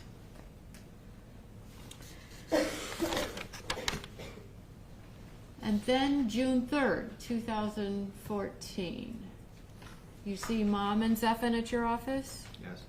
And we haven't talked about this for a few things here, but Zephen is out of school, right? After the dream and all the things that happened, he was not there anymore. Yes. Okay. So, not in school. And what do we hear from this, learn from this session here? Mother, again, another change in the direction of mental health functioning, that she says that he's been actually doing pretty well at home, that he's been more respectful, more positive, and has been taking medication consistently, that the mood has been pretty good. Okay. Is June 3rd, 2014 the last time that you had a session with Zephen? Yes. Okay. Now, when we leave this June 3rd, 2014, we're in kind of one of those, hey, things might be looking up just slightly here. Does that mean that everything was good for Zephen? His problems were fixed? No. Does that mean his mental illness went away? No. Okay. But he didn't see you anymore? No. Okay.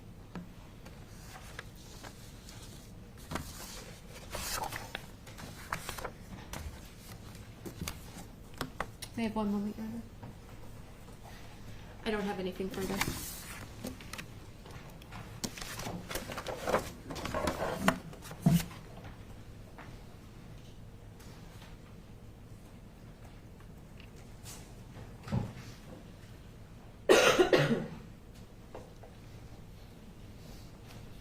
How are you?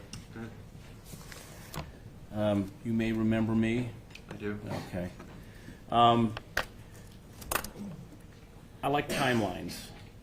So your interaction with Zephen, I just want to put some timelines out there, and if you want, you can cheat and look at the first page and the last page if you want. So anytime you want to refer to the document, I know this is a long time ago. Your contact with Zephen Xavier seems to have begun on the date of the intake, which is the November 30th of 2012, Yes. and it ended on June, or I think June 3rd of 2014. Yes. So, a little over a year and a half. Yes. Is that fair? Yep. All right. Now, during that time, you were aware that this is, I call this the hospital period. We have the little kid period where he's not having issues.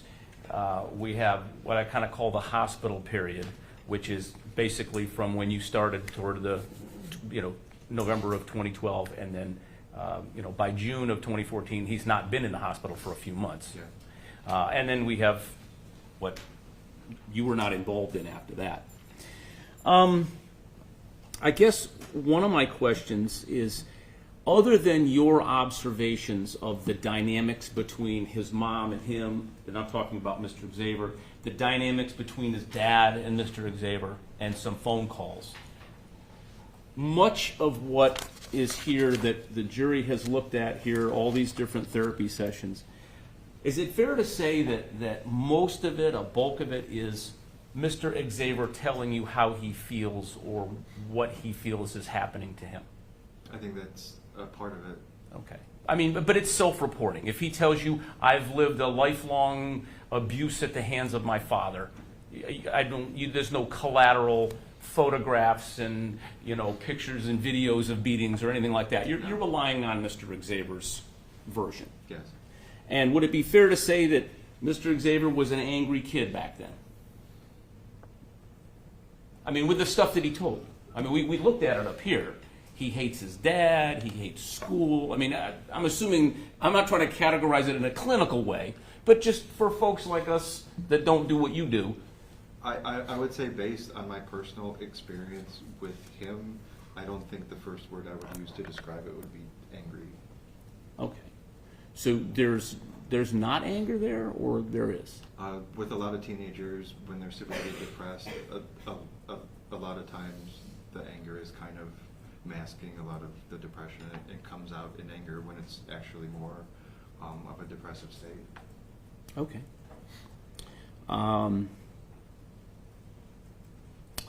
Well, let me ask you this. You talked about or he told you a lot about his feelings. Is that correct? Yes. All right. And he had some pretty negative feelings, correct? I don't know if I would judge them as negative, but I understand what you mean.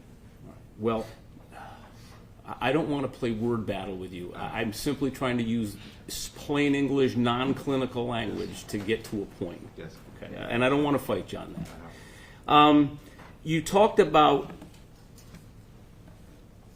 well, he told you that there were things that upset him. Is that a better way to characterize it? Yes. All right. He described things that were very disturbing and unsettling and distressing. Do you think that Mr. Xavier's own behavior had something to do with his position in life at that point? I'm not sure what you mean. Well, he didn't want to do his homework, didn't want to go to school, didn't like to live at his dad's house, didn't want to play football, and he was upset that he had to, maybe not had to do those things, but that was something that he felt was being forced upon him that he didn't want to do. I see more of those as a function of his mental health breakdown. And I appreciate you're an advocate. I appreciate the wanting to be helpful, but every time you end a sentence with mental health, I'm not even getting there yet. I haven't started on that yet, and I guess that's fine. But the bottom line is, did you ever get a sense that Mr. Xavier felt like everything in the world was somebody else's fault but his? I think there's a part of him like that, but that's also kind of the working of the average teenager that would come to a mental health facility. Okay. Well, let me use some words that you have in a report. I don't have the slide up here, but I do have my marked up, messy, sloppy copy here that says on March 6th of 2014, he downplayed the violence he displayed at the hospital and continues to blame others for him not improving. Yes. What was the date on that again? That is March 6th of 2014. Yeah, I think he got into more of the mindset towards the end of my working with him. Okay. Which means I think I would say that in most of my time working with him, I don't think I would define him in that way of blaming others, but I think towards the end of my work with him, when his thoughts started getting darker and he was in the hospital, I think he kind of developed more of that kind of a mindset. All right. Let me read this statement again. He downplayed the violence he displayed at the hospital and continues to blame others for him not improving. Yes. Is that a synopsis of your interpretation of what was going on? Yes or no? No. It's not. But you put this in here. That was a specific time that I was working with him, not the entire time that I was working with him. But it also says continues to blame. So there must have been some other blame before that, right? Now, I don't remember ever seeing he's blaming somebody, blaming others, but I guess just in the nature of the conversations. So you don't think that Mr. Xavier blamed other people for his condition? For his condition? I mean, for the way he was feeling. No. You don't think so? No. Don't think his dad makes him angry, his dad makes him do chores, they make him do his homework? You don't think that's not blaming? I think that's a small part of the anger and that's a small part of the blaming, but I wouldn't say that defined like my entire work with him or how I would describe him as a person. Well, let me ask you this. Well, do you diagnose or people with stuff? I can. Okay. On the day before in this particular page, February 26th of 2014, the doctors think he has ODD and conduct disorder. Yes. What's ODD? That stands for oppositional defiant disorder. Okay, and what does that mean? So that means that the way I kind of summarize it, it's a kid that is kind of close to being put on probation, like someone that would actively defy rules, actively defy laws, actively defy like parental requests, actively defy just most rules and most figures of authority. Okay. And that they don't really care about the consequences.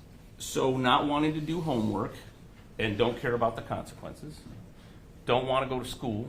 Yeah. don't really care about flunking out, don't want to live with dad, and don't want to follow those rules, and obviously that relationship went pretty south.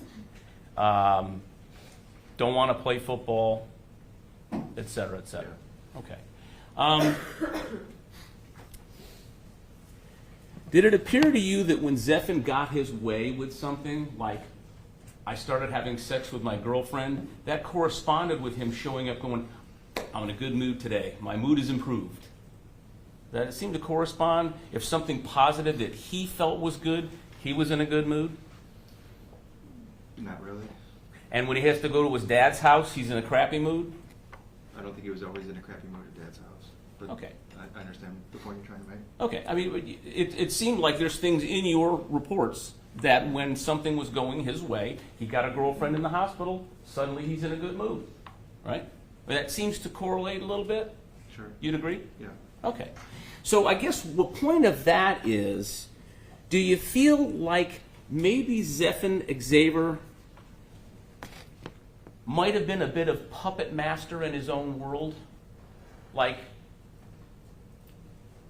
if something's going my way, I'm going to make people's lives better. If I'm upset about something, then I'm going to say I'm going to kill somebody. I'm going to lash out. You follow me? Yes. You think there might be some of that going on? Some of that, but I don't believe in my work and experience with him, I don't think I would define him in that way. Okay. Well, and again, I'm not asking you to define them. I'm just trying to generally get some ideas out there. And I say that because one of the references was that mom or dad would get sick of him. They would put up with his nonsense for however many weeks or months or whatever it was, and then it would be as if he was shipped over to parent B. I'm wearing out my welcome at dad. He makes me do chores. He makes me clean my room. He makes me go to school. And I don't want to do that. I can go to mom's house and maybe there'll be this welcoming party. But then you stay at mom's long enough and she's yelling at you because you're flunking out of school, etc. Follow me on that? Yeah. Do you think that maybe Mr. Xavier was getting where he wanted to go and then kind of working that for a while until maybe his mom was complaining too much and then he goes back to dad's house? You think he had some bit of influence in how that happened? I see that much more as a breakdown in communication between mom and dad. And I think if mom and dad were more on the same page, I don't think the back and forth would have happened as frequently. So you don't think that Mr. Xavier had any idea that his behavior might get him shipped to one place or the other? I think there might have been a part of that, but again, I don't think that was the entire picture or most of it.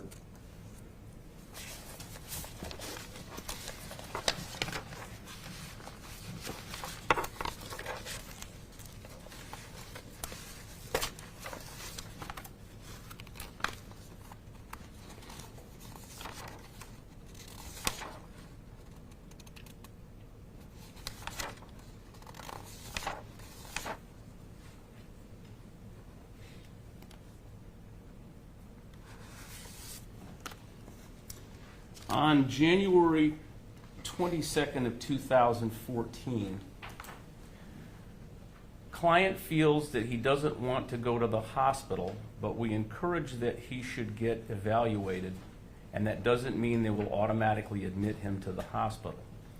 Now, you told the jury earlier before that you felt like Zephen wanted to get better, right? Yes. Okay. Well, if going to the hospital meant that would help him get better, he didn't want to go because he was afraid he'd get stuck in there, right? Okay.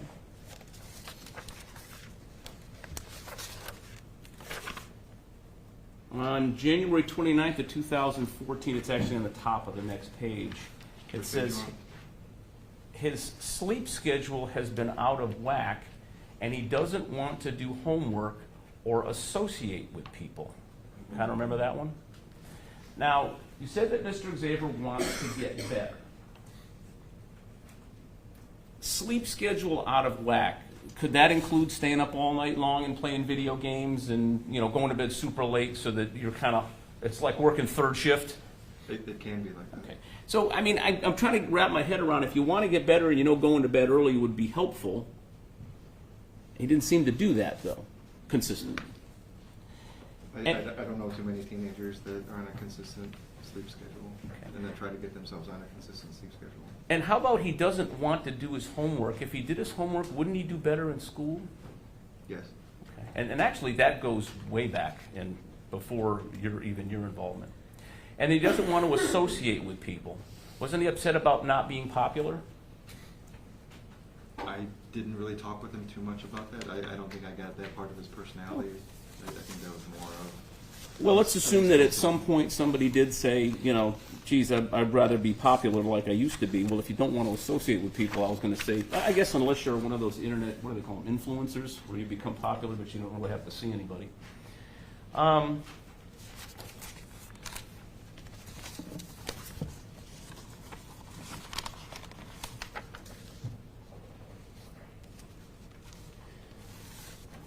May 9th, 2013, he says he doesn't care about his school, his grades, or his future. And he's upset with his father because his father's house is work and he isn't able to spend quality time with his younger brother. He feels like his father is overly demanding. But Mr. Xavier, doesn't care about his school, his grades, or his future, but his father is overly demanding. And actually, I apologize, the father's overly demanding is in a separate session in May 15th. It doesn't sound to you like maybe Mr. Xavier just wants to do what he wants to do, and if you don't agree with him, you're kind of an enemy of the state, so to speak? Based on my experience with him and based on my experience with kids that are depressed, when you're that depressed, you don't really want to engage with much of anyone or much of anything. Unless it's maybe a meeting or two down the road and you're back with your girlfriend or something and then your mood changes. So, I mean, would you agree it's a difficult time? Teenage years? Yes, it's a very difficult I mean, time. everybody. We're going to set this aside for a second. If you have teenage kids, there's about a year or so that they won't talk to you, and everything that comes out of your mouth is just, I don't want to hear it. Yes. They stop hugging you, right? Yes. Even your sound of your voice is just Frightening to them. horrible. And you've seen that, right? Yes. Okay. But then there's some folks that get much worse, and they go into a point where they're just, Yeah. real bad. Yeah. And there's some people that get better and they have a really wonderful relationship with their parents. Absolutely. And does your time with Mr. Xavier, to some degree, everybody grows and matures differently, but we're talking about the 14, 15, 16-year-old time period in his life. Okay, so he's not a little kid, but he's not 18. Yeah. Now, another thing that I wanted to ask you about,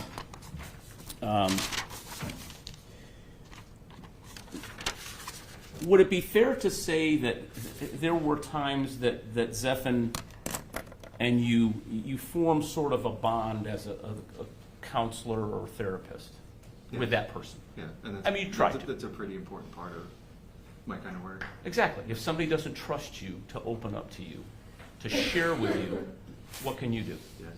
I mean, you probably had people sitting in your office who are like, tell me about your day, and they just sit and stare at you. Especially people that are like required to come Sure. from like a different outside agency. And how productive is that? Usually not very productive. Not productive at all, because you're not getting any information. Yeah. So you developed a rapport with Mr. Xavier. Is that a fair statement? Yes. In fact, I think throughout your reports there were times you said he really is embracing this. He feels like this is being helpful, etc. Yes. Okay. And he told you a lot of stuff. Yes. Told you some ugly stuff, right? About killing people. He told you how bad his relationship was with his dad. So he shared quite a bit. Did you feel comfortable, like that he trusted you to share with you? I believe so, yes. Okay. And you said, I mean, this was a year and a half anyway, according to the records. Yeah. So that's a normal amount of time to develop a rapport with a client? Everyone's pretty different with that, but overall I would say yes. Well, let me apply it to Mr. Xavier. In Mr. Xavier's case, did you feel like that you got to develop some rapport with him where he would communicate with you and tell you how he felt and what was going on in his life? Yes, I felt that we created a bond pretty quickly. Okay. And that bond stayed all along? Yes. Okay. He never told you that he was being influenced or talked to or voices making him do things or controlling him, did he? No.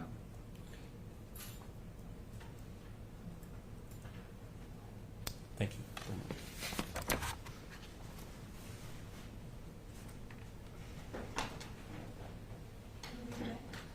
Oh, no. Hey, this one is the excused. Yes, yeah. So you are excused and free to go about your business? Thank you.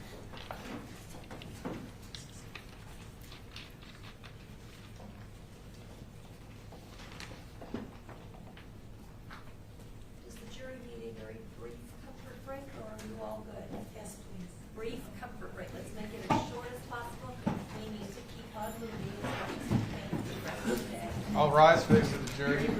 Please put your heads under.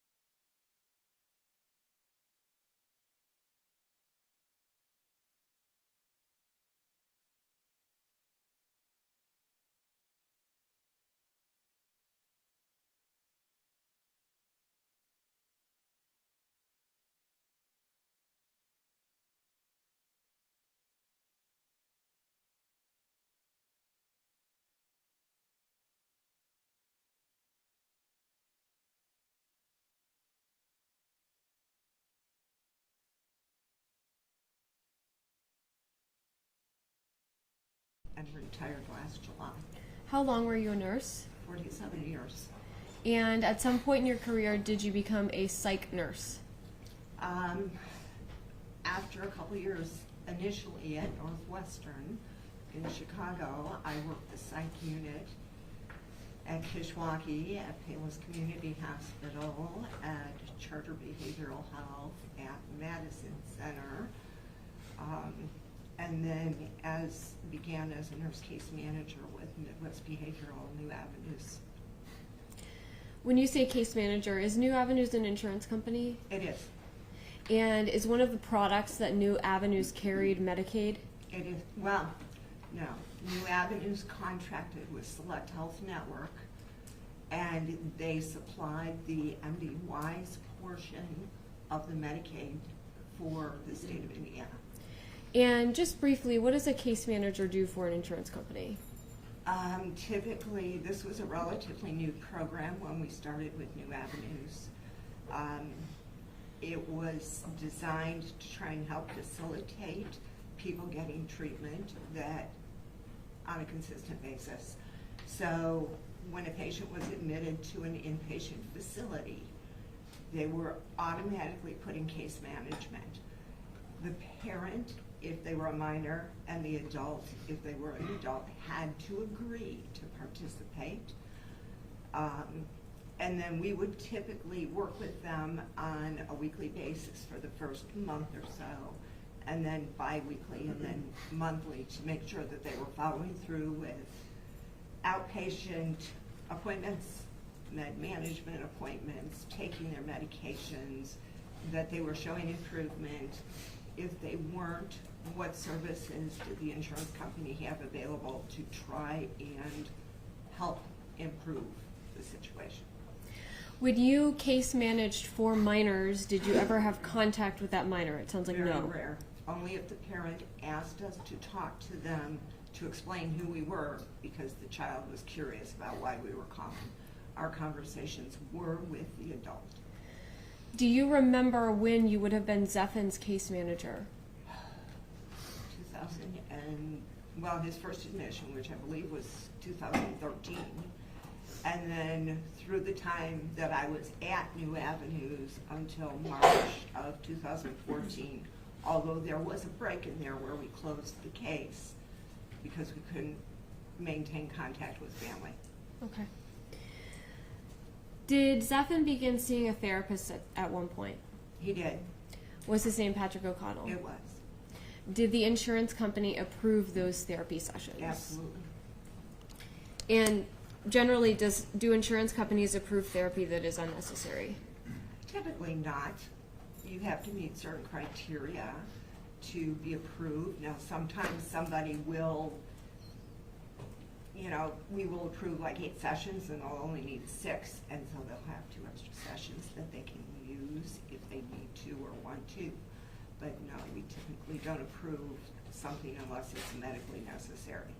Was Zephen's therapy throughout him seeing Patrick always approved? Yes. Okay. And you said you had a duty to contact the parents before. Were Zephen's parents hard to get a hold of? At times, yes. Okay. Both of them? Yes. Okay.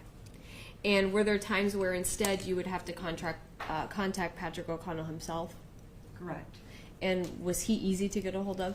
Typically, Patrick was very responsive and very receptive to trying to coordinate care together. I think there was one time where he was difficult to reach, but he was on vacation. So we allow for that.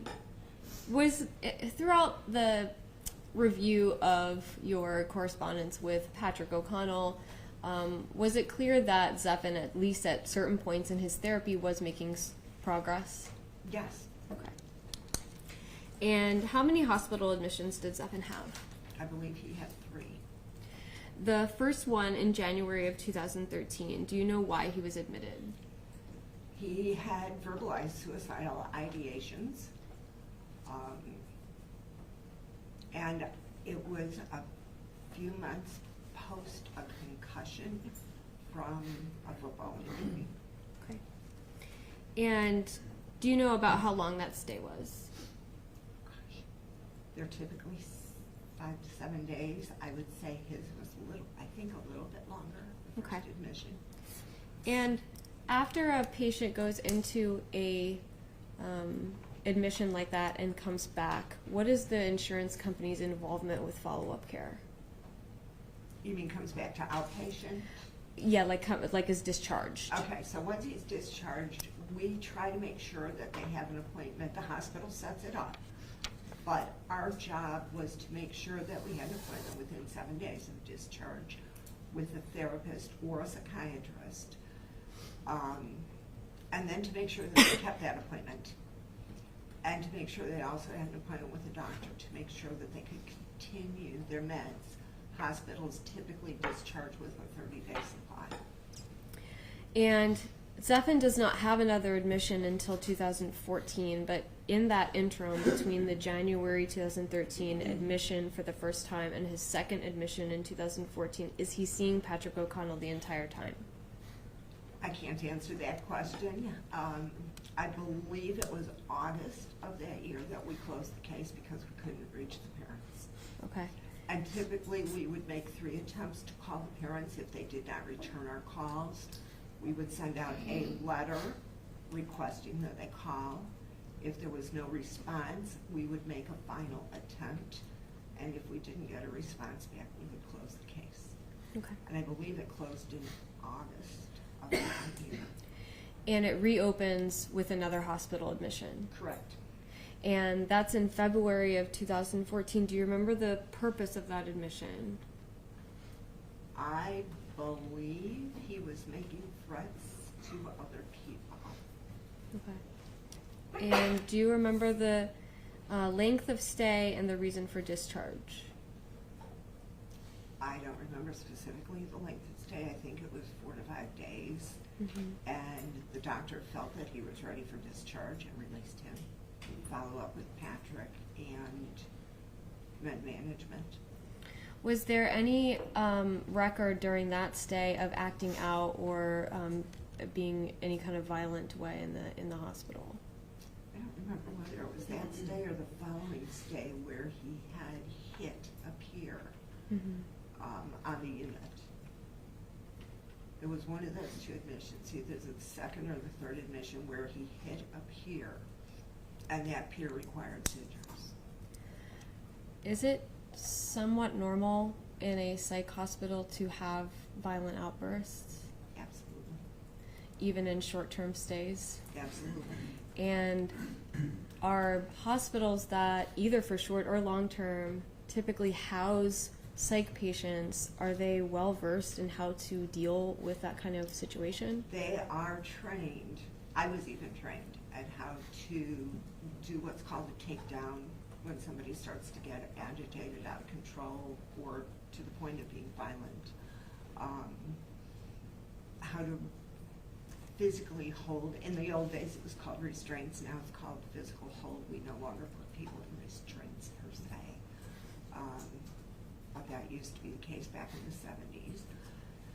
But yes, they are very well trained at de-escalation and how to respond to somebody who's starting to get agitated. And I should have asked you this in the beginning, but because of your background, was part of your role at the insurance company to evaluate the level of care that the patient was receiving and to advocate for more care if it wasn't enough? We would do that, yes. I mean, it wasn't something you did all the time, but if you saw that a patient was struggling, you would let them know what other services through their insurance company were available.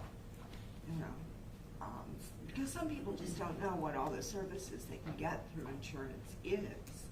And so, yes, we would do that. We would let the parent know you could do further care here, and here's how you do it. Is exhibiting violence at a psych hospital necessarily a sufficient reason to discharge a person? No. No? No. So the March 2014 admission, do you remember where he was admitted at first?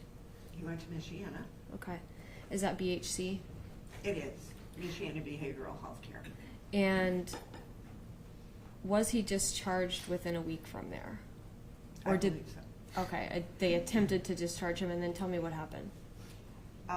They were anticipating a discharge for him that day, and when the parents went to pick him up, apparently, according to what the father told me when he called me, he had threatened to harm the parents.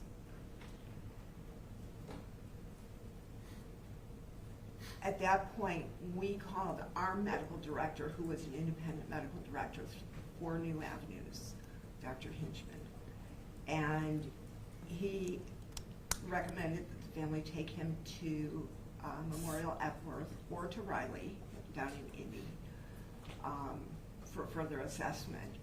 We contacted Memorial Epworth. It is not typical, nor would they do a guarantee of admission. They have to see the person and evaluate to make sure they meet the DSM criteria. But they did in fact admit him.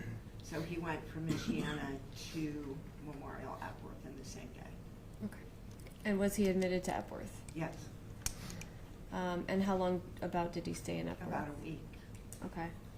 From start to finish, that March admission, is that pretty long for a short-term psych stay? It is. Okay. Yeah, typically they're about 5 days. Zephen's medications, throughout all these hospitalizations, having that background as a psych nurse, did you pay attention to his medications? Sure. Was he prescribed any antipsychotic medication? He was prescribed a medicine that is used for antipsychosis, but also used for sleep. Mm-hmm. It's called Seroquel. Mm-hmm. And throughout the hospitalizations and managing that, because of your background as a psych nurse, did you pay attention to what his diagnoses were each time he was having contact with Sure. hospitals? And most of the time, what was the diagnosis? Most of the time it was mood disorder NOS or depression NOS. Okay. And can you have major depression with psychotic features? You can. Okay. And also there were notes on each admission about the post-concussive, right? Correct. And would an antipsychotic medication be responsive to psychotic features? It would. Okay. Let's talk about long-term residential psychiatric treatment. What does this mean? Okay, so in the state of Indiana, if somebody needs longer treatment than what they are able to get at an acute setting, acute meaning it's crisis intervention, and that's what our psychiatric hospitals are, is crisis intervention. If they need a longer term than that, there is a provision under Medicaid for what's called the Psychiatric Residential Treatment Facility, or short PRTF. You have to qualify for it, meaning that you have to have at least 2 admissions within a 6-month period of time. You have to have failed outpatient, and then you can apply for one of the psychiatric treatment facilities. There were like 11 or 12 in the state at the time. It was something that was considered and recommended for Zephen. The mother and father had not pursued it per se. I mean, that we did send records from, I believe it was Epworth that sent them, but it could have been Michiana, to Midwest, which is in Counts. It is one of the approved facilities, and he was denied admission there. They said he didn't meet the criteria for admission there. Do you know why? I do not know why. Okay. I don't know why. Generally, you said the criteria was 2 admits within 6 months. We definitely have that. Mm-hmm. Plus failing at outpatient. Would that for Zephen mean that he was failing at Patrick O'Connell's therapy? He would have to, Patrick would have had to been able to show that he was failing in outpatient there, yes. Okay. Because the PRTF units required that his records from previous admissions, as well as his outpatient records, be sent to them for review when they considered admitting a patient. Does Medicaid, or would Medicaid have paid for every bit of residential treatment if criteria was met? If criteria is met, yes. Okay. And when you have a minor that you're case managing for and the issue of let's try to get this person into residential treatment comes up, again, you're not coordinating with Zephen, right? No. Okay. No. What does the insurance company do at that point? Do you just give referrals to the parents and that's really all you can do? We give recommendations to them as to which facilities are approved by MedWise, Medicaid. Mm-hmm. The parents then would work usually with their therapist or their doctor to have the records sent there for evaluation. Now, after he was denied by Midwest, they opted to talk to the legal system. Mm-hmm. And the legal system typically will not take somebody unless they have a legal issue going on, Mhm. which he did not. And they did decline Okay. to get involved. So the court system declined to get involved.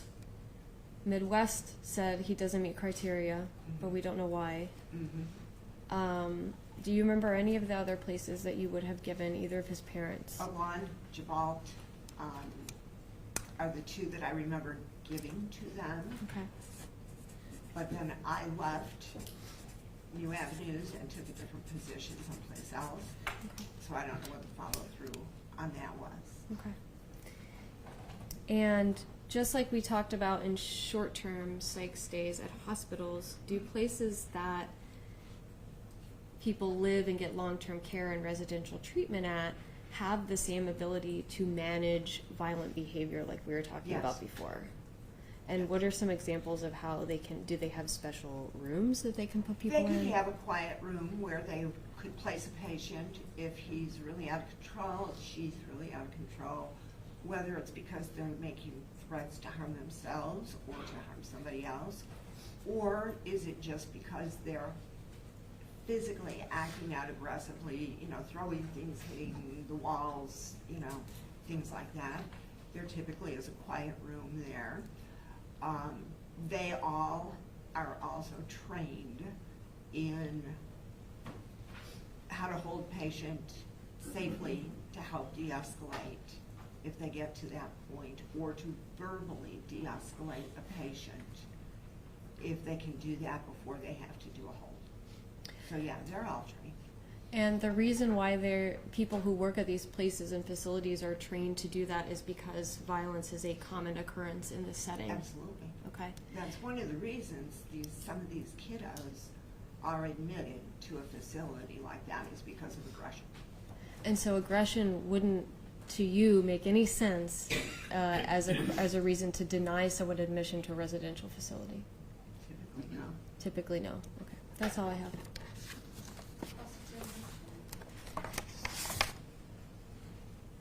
Good afternoon. Okay? Was Zephen Xavier ever denied services? No.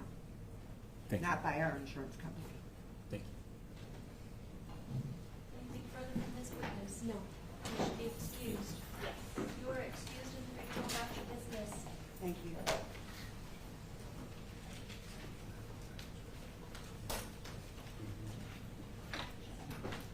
Your next witness, Carmen Cheney.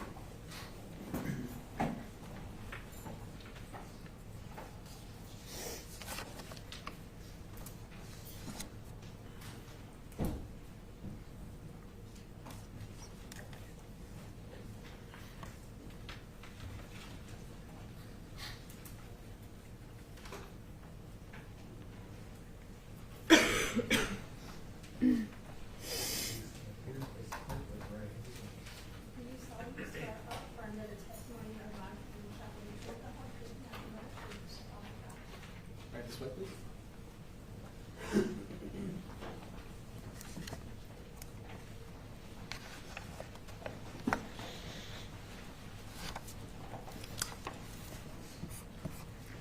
Can you introduce yourself to the jury and spell your name for the court reporter? Yes, my name is Carmen Cheney. I'm from Plymouth, Indiana. K-A-R-M-E-N, Cheney, C-H-A-N-E-Y. What do you do? I am a teacher. I teach middle school English language arts, but I have an elementary degree. Were you ever Zephen's teacher? I was his 4th grade teacher. And what subject would you have taught him? General ed, so I would have taught him math, social studies, language arts, everything. So 4th grade is not to the point yet where we're having different teachers for different subjects. Correct. In our school district, it was all general ed with 1 teacher. Can you describe Zephen when you knew him? Zephen was very quiet. He liked to work independently. He was a teacher pleaser. I feel like he worked hard to do his best for me. I remember him working alone a lot, or doing more observing rather than participating in the classroom activities that we would have. Did you also teach his brother Zach? I did teach Zachary, yes. Were they different? They were very different. How were they different? Zephen is quiet and liked to be independent, and Zachary was more outgoing, a little more boisterous, more talkative, if I remember correctly. And as a teacher, do you observe how parents interact with their children? Yes, I do. Why is that important to you? My philosophy is that the teacher, the child, and the parent all need to work together. I've promoted that quite a bit. When the teacher and the parent are in agreement with what's going on in the classroom and what you're doing with your child, we tend to have better results. And did you know Zephen's mom? I never met her. When you knew Zephen, did he live with his father? Yes, he did. Did you ever meet his father? I don't recall ever meeting his father. When you would have parent-teacher conferences or talk to a point person at the Xaver home, who was that? Christy. And who was Christy? My recollection, she was the girlfriend. Of Josh? Mhm. Okay. Do you remember what Zephen looked like? Yes. What did he look like? He looks very similar today. I remember his big eyes, his glasses, and he spoke with a little lisp. I can still picture his face. Can you describe him socially? Did he have a lot of friends? I don't remember if he had a lot of friends. I don't remember him not having friends, if that makes sense. So socially, I don't recall a ton. You've described him as a watcher. What does that mean?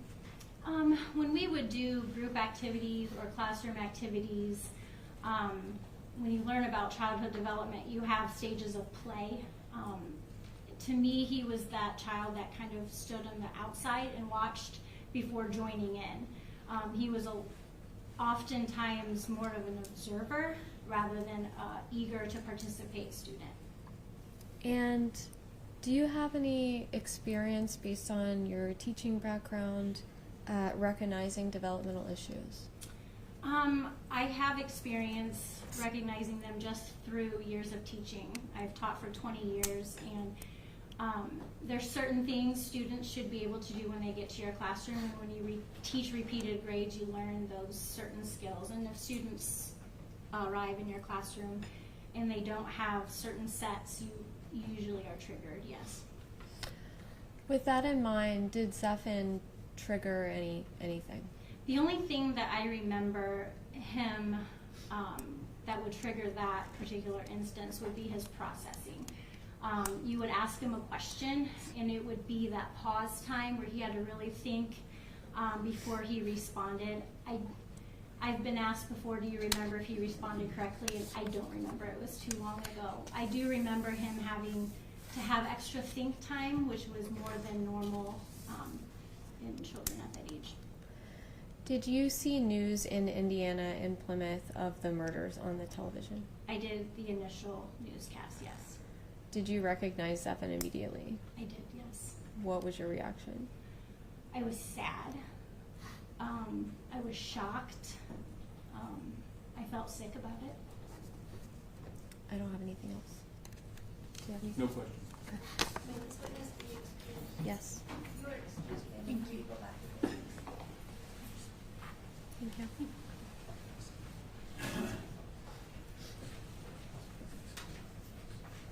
Lance Kane. Lance Kane.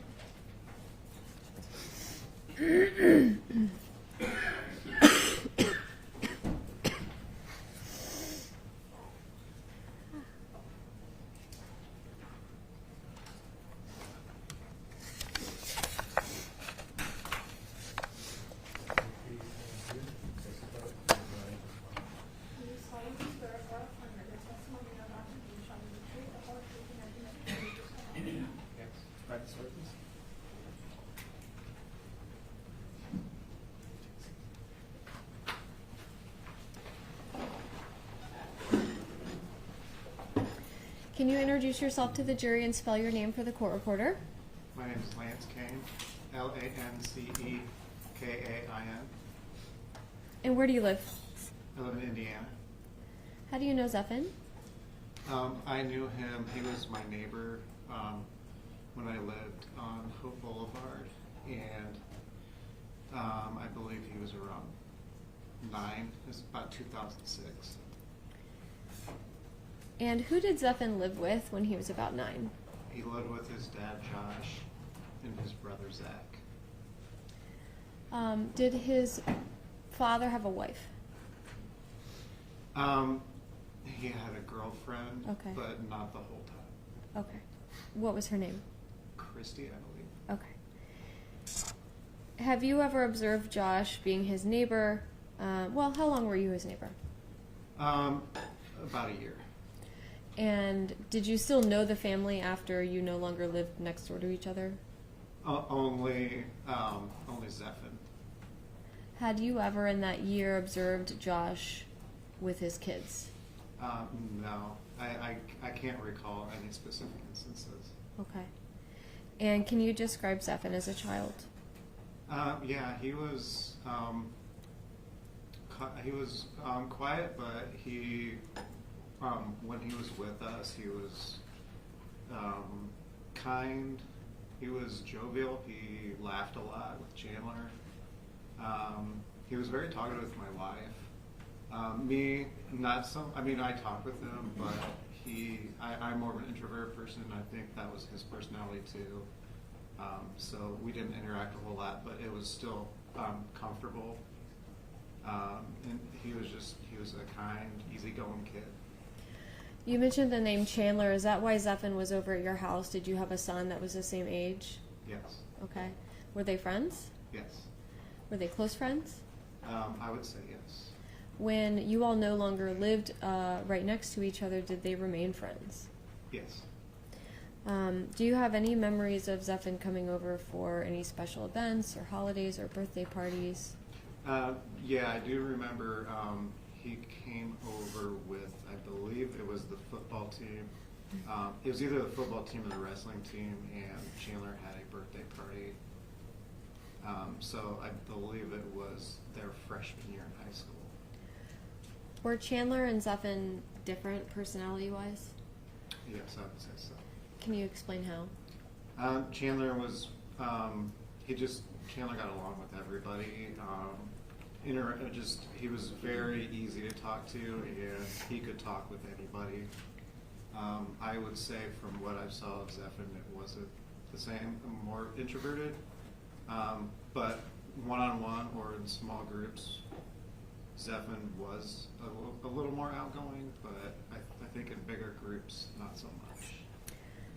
Is it fair to say that Zephen was comfortable around Chandler and your family, but once we start to talk about his comfort around other people, that is a discomfort for him?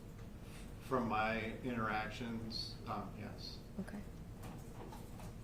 Have you ever seen Zephen be aggressive or violent? And I know you said you only lived next to him when he was 9, but the boys continued to be friends until what time? And I would say around that freshman year of high school. Okay. I don't know if they continue to communicate, but that's what I saw, is that they're friends. And is Chandler still with us? No, he's not. When did Chandler die? It was either 2016 or 2017. About- It was in December of around that time. About how old was Chandler when he died? I think he was 20. I'm sorry, I'm not good with dates. Is Chandler your timeframes. stepson? Yes. Okay. Do you know if Chandler and Zephen were in contact right before Chandler's death? I don't know. Do you recall the last time that you saw Zephen? Yes, it was sometime. It was I think it was maybe within the year of Chandler's passing, and I saw him in the grocery store parking lot in Plymouth. And did you have an exchange? What was that like? Yeah, so I was leaving the grocery store and I saw Zephen. He actually approached me, and we talked for a little bit, and he did seem, he mentioned that things weren't going well. I don't remember if he gave me specifics. And I do think we talked about Chandler, but it's a bit fuzzy. I don't recall if we did or not. Okay. Did he tell you that he was having a bad time? Yeah, he said he was having a difficult time, and again, I don't remember if he gave me any specifics on what was going on. Do you know about how old he would have been based on how he looked? I'm guessing 20, 21, 22. Okay. That's all I have. No questions? May this witness be excused? Yes. Sir, you are excused if you know that.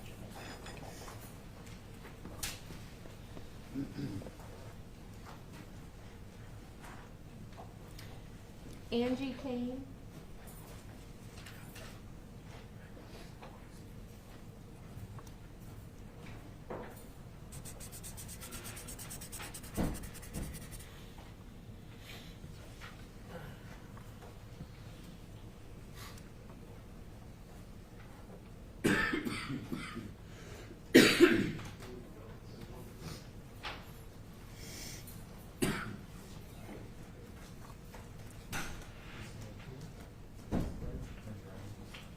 You solemnly swear or affirm that the testimony you're about to give shall be the truth, the whole truth, and nothing but the truth. I do. Right, sir, please.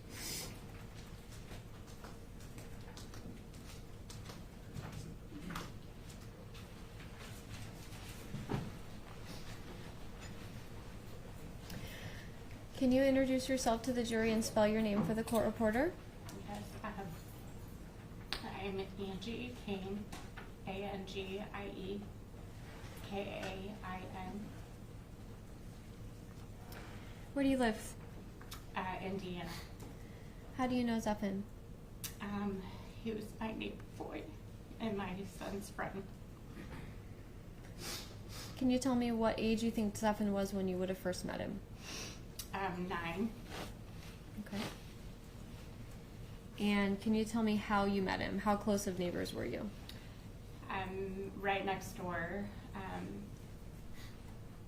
Him and his brother. In fact, we were within walking distance, very close.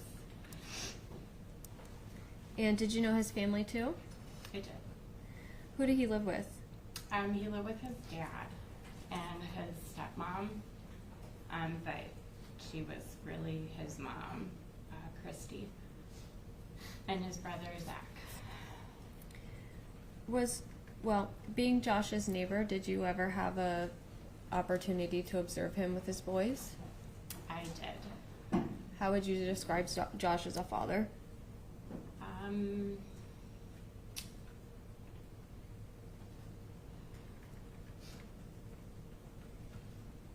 I would say controlling. I would say that he parented with intimidation and raised the bar, like set really high expectations out for his kids. And you mentioned Zephen was friends with one of your sons. Yes. Did they meet at school or did they meet in the neighborhood? So they had been in 3rd grade together, and so I'm not for certain if that was the first time they met or if it was it was just like 3 months after, and that we moved right next door. How close were the boys?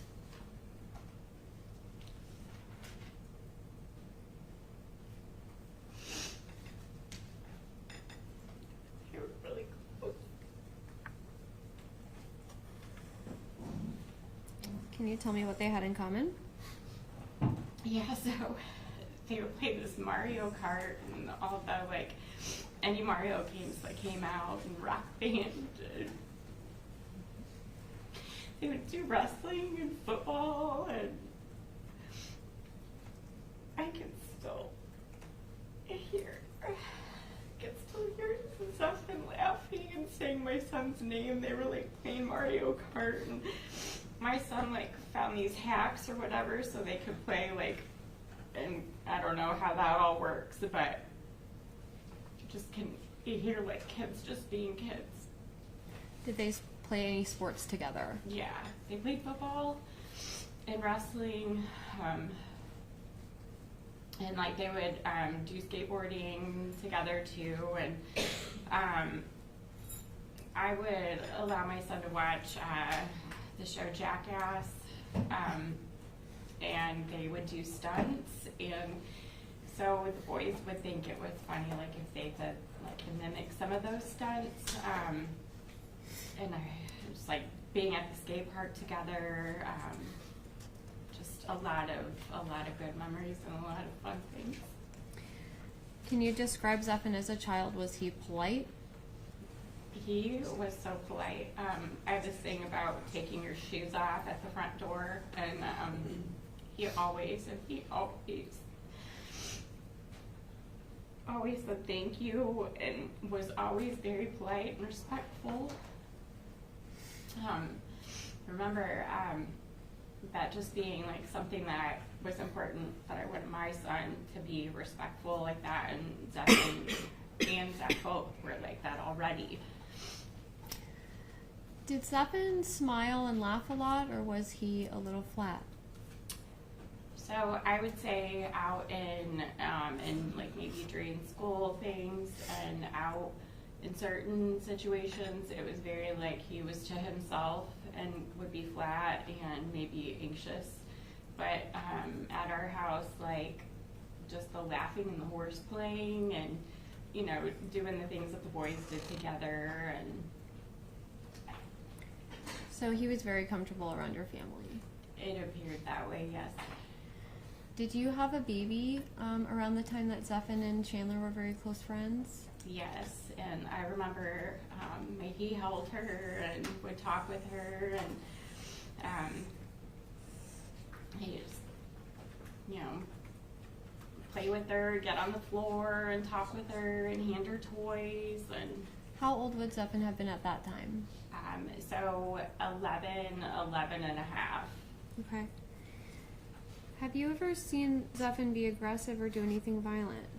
I have never seen him at all. I mean, like wrestling, of course, but not anything that was outside of it being a sport or him and my son like horse playing. You described Christy as Zephen's mother. How long did she live next door? So unfortunately, shortly after we moved in, Josh and her had gotten a divorce. I believe Josh had an affair, and she was, I think she was pregnant, or Hunter was. I'm not really sure on that, but it wasn't very long, and she left, and I didn't really talk to her anymore after that. How old were the boys when Christy left? I would say Zephen would have been around 10, I believe. And Zephen is still obviously in your life after Christy leaves? Yes. Okay. How did losing Christy impact Zephen? He really acted depressed. The house dynamics changed a lot. Christy was always there to do all of the nurturing and dinners and homework and all of that, and then going from that to it just being Josh at home, and then Josh would leave at night and he would go repo cars or go do bouncing or whatever at the bar or whatever girl he was dating at the time. So it went from being very structured, very nurturing, to kind of, I would say, neglectful in a way, but also parenting out of that controlling and intimidation factor. During the time frame after Christy left, Were other girlfriends and wives in and out of Zephen's life? Yes, there seemed to be quite a few. Love lady interests that Josh had. Did Josh father other children at this time? Yes, several. So with his ex-wife, he had Hunter, and then he actually had 2 women pregnant, I believe, at the same time. And was in a relationship with one or the other. It was really kind of hard to follow. I mean, there was a lot of action going on there. Did Josh have a business that failed around this time, and do you know anything about that? Yes, to the best of my recollection, the business was like Color Creative or something to that extent, and I knew that there was a lawsuit or something with him and the company. And I knew also shortly after Christy had moved out and left, that the house then was also getting foreclosed on. Would that have been the house that you lived right next door to? Yes, yes. So, when the boys are a little older and they're teenagers, are they still close? You're Chandler and Zephen. Yes. Do they sort of veer with their personalities? Do they become really different people? Yes. My son Chandler was very active, outgoing, the class clown type, and he really didn't know a stranger and just kind of, life of the party and whatnot. And Zephen was very reserved, and I think didn't let a lot of people in. And I know that he didn't have a very good self-image of himself either. Was he ever around all of Chandler's friends, since Chandler had a lot of friends? Yes, and I know when we would have the football team over or whatever, Zephen would be there, but he would maybe come down and hang out with my husband and I a little bit, kind of withdraw a little bit from all of that. When there was, I would say more than 1 or 2 other friends. Would Zephen ever get picked on for not fitting in? Yes, he would. I think that classmates gave him a hard time about a lot of things, about his looks and his behavior maybe. And what was Chandler's reaction to that? So he was very protective over Zephen, and I do remember my son would say, I'm bringing Zephen with, and if you don't like it, I'm not coming. Or, the 2 had a lot in common, but they were also 2 very different people. And I really thought that was, being a kid and growing up and having to worry about, who you're friends with and who's judging you for who you're friends with. And my son didn't care. That was his friend, and he didn't care who liked it. You mentioned that he had a poor self-image or poor self-esteem. Do you remember anything peculiar about how he dressed? I do. It would be so hot out in the summertime, and he would wear 2 shirts every time. And he would always make sure nothing was sticking to him or would show his figure or anything. And I'd be like, Zephen, it is hot out, why do you have to? I'm fine, I'm not that hot. And he'd be a white shirt under, would be the first shirt, and then he'd wear one on top of that. And just always trying to make sure that nothing was showing, so nobody could, call him chubby or, make fun of him. Did Zephen confide in you? Yeah. Did he ever tell you that Josh hit Zachary? Yes. Both of the boys that came over after school one day, and Zephen had a cell phone, and he showed me a picture of this goose egg on his back, and he had told me that his dad and him had got into it and that Josh had punched him. And that they had to go because they had to go and talk to a lady from Child Protective Services. So they had to leave to walk back home because at that point we'd lived maybe a mile from each other. And I remember thinking, like, since DCS is there and talking with them, they're going to be able to see if there's anything going on, you know, any just harsh kind of, you know, abusive type of parenting. And you saw a photo of the injury? Yes. Okay. Did Zephen strike you as anxious or depressed? Both. What happened to Chandler? In 2016, he died of a drug overdose. Do you know who told Zephen that Chandler had died? I don't.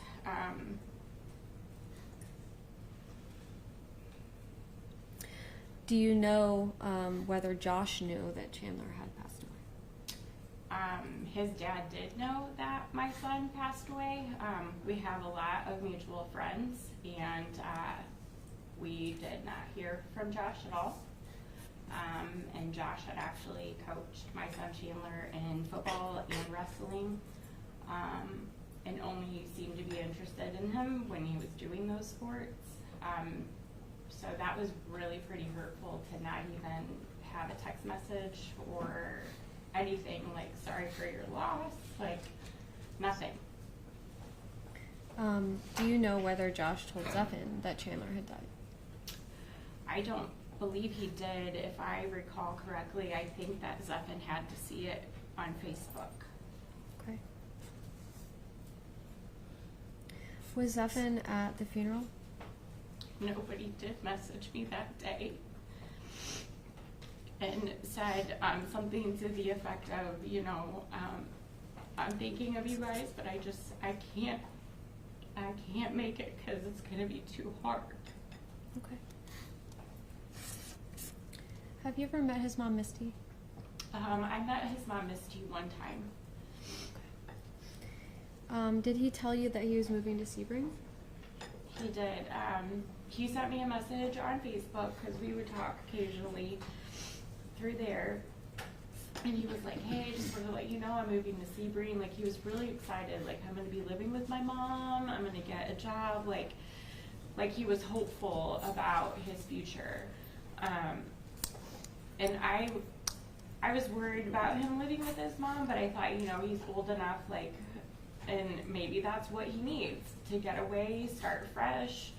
You know, he was excited about getting a new job. So. Did you ever reach out to Josh about Zephen's arrest? I did. So the day that it came on the news, I'd stayed home that day because I didn't feel good, and I could not believe what was going on, what I seen, and I am a woman of faith, and so I immediately just started to pray for the families, for Zephen, for the town, and I like prayed, and I was like, you know, I don't know, like, should I send Josh a message? And I felt led to do that. I thought, you know, maybe he just didn't know what to say to me when Chandler died, you know, I don't know. And I did. I sent him a text message just stating, like, I can't imagine how you feel right now. And I can't be exact anymore on what it was, but it was basically like, I'm thinking of you and I'm praying for you both, and nothing there. He never responded to it, never reached out, nothing. Have you communicated with Zephen since his arrest? I'm not directly, so of course through Tony, I've just said please let him know that we're thinking of him and praying for him. But we've not communicated with him directly. You said Tony. Is that someone that works with our office, with our Yes. law office? Okay. Yes. nonetheless, have you sent letters and cards and books and things like that? I have mailed books. During COVID, I think some of them came back, but most of the books were, like I said, I am a believer, and so I sent books that I felt like would maybe help him, and in a spiritual way, you know, kind of deal with some of the things that were going on. And Would you continue to do that if he was sentenced to life in prison? yes. That's all I have. No questions. Okay, this one is the excused? Yes. You're excused, ma'am. Hold up, Thank you.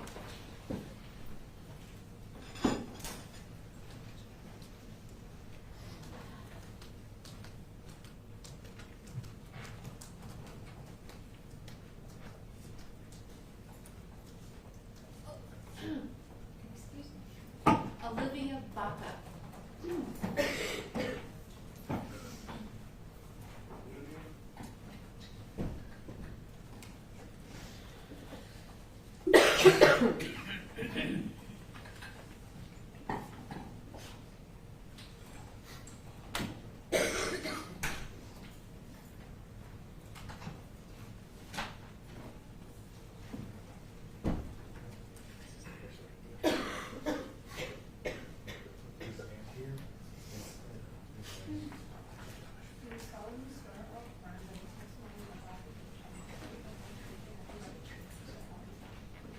I can switch.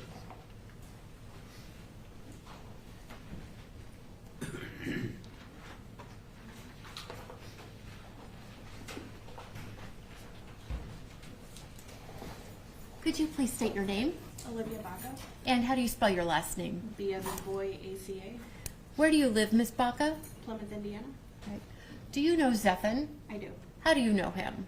through school and family friend. All right. Tell me a little bit about how you came to know Zephen through school and family. I met him in about 7th grade till about sophomore, junior year, and his grandma worked with my mom in the county building. Okay. And so school, this is at Plymouth? Correct. Okay.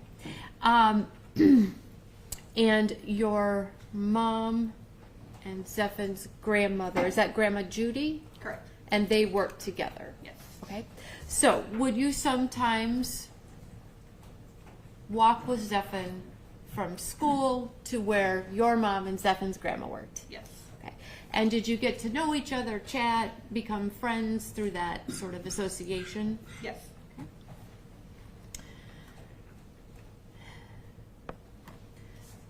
Did you see Zephen very often at school? We had a few classes together, and I would see him in the hallways. And how would you describe, do you know much about, from the classes that you had with him, how Zephen was in class? Very quiet, shy, reserved. Okay. Was Zephen the kid in class who would raise his hand and want to get called on? Never. Okay. Did Zephen, did he have a laptop? Did all the kids have laptops? Yes, we had laptops. Okay. And would you see Zephen with his laptop in the classroom? Yeah. Okay. And what would Zephen do? Like, would he try to, like, Hide behind the screen or kind of duck his head. okay. Did Zephen act like the kid who doesn't want to get called on in class? Yes. Did you, if Zephen got called on, even though he's not raising his hand, sometimes the teacher, just calls on people to see if they're paying attention. Would Zephen be paying attention very often when he would get called on? Not very often. Okay. You've kind of got a smile on your face. Does it, are you happy to think about Zephen in those times? Yeah. Okay.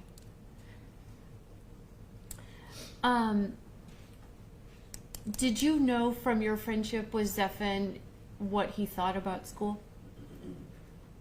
Wasn't his favorite thing? Okay. Do you know about Zephen playing sports? I know Zephen played football. Okay.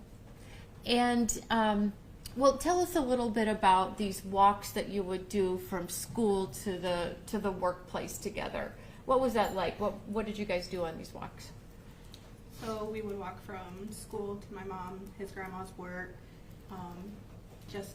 he would either go home with his grandma and I'd go home with my mom. We would just talk about our day and how was school, how's your family, how's your dad, how's your mom, is there anything you want to talk about? He was just always an ear when I would need it, and it's like he would sense when I was off and would always just be there when I needed to vent without me even knowing that I was stressed out. Okay. And did you feel like you could vent with Zephen? Yes, all the time. Did you feel like you were able to talk about things going on with you and that Zephen was somebody that you could have these communications with? Absolutely. Did you feel safe with Zephen? 100%. Did you ever feel unsafe with Zephen? Never. Did you ever know Zephen to have any violent tendencies? Never. Ever see him do anything violent? Never.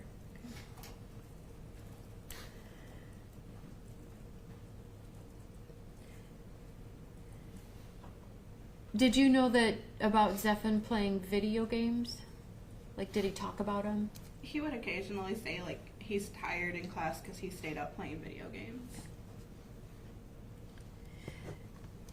Did you ever hear in your conversations and in these walks and things, did you ever hear Zephen talk about anything like Satan or demons or goth type stuff?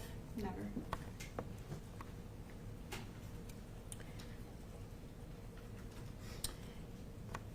When you were learning to drive, was that something you talked to Zephen about? Yeah. And tell me about that a little bit. So I was a late bloomer when it came to driving. I didn't learn to drive till I was older. He was getting taught by his dad, so he was like, oh, you need to drive, it's fun. And so I started asking my mom if she would teach me. And during our walks, he'd be like, so how's it going? And be like, yeah, driving with my mom is a little intimidating. You know, she's always freaking out. And he would just be like, oh, well, at least it's nothing like my dad. My dad would be like yelling, and it was just intimidating.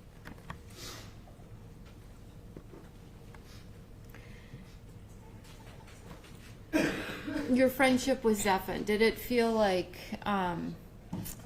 there were like strings attached, like he wanted something from you in return, or was this just a nice mutual friendship? Just a nice mutual friendship.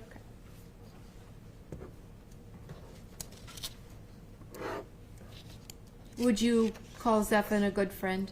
Very good friend. Now, you talked about you were able to share with Zephen, he would vent, or you would vent to him. Did Zephen share some things with you about, some things about him? Like about football, you mentioned. So what did you know about Zephen and football? Zephen, I feel, liked football when he first started, and slowly began to not enjoy it as much. Why did he begin to not enjoy it as much? I feel like because his dad got more involved, and then his brother got into high school and joined the team, so it wasn't as enjoyable or his escape anymore. Okay. You know Zephen's brother, Zach? Correct. Okay. And of the two boys, Zephen and Zach, who's the more athletic? Zach. With the football, was there kind of a group of guys at the school who were the football guys and they were kind of known as the jocks or the sports guys? Yes. Did Zephen fit in with that group? No. Did Zach fit in with that group? Yes.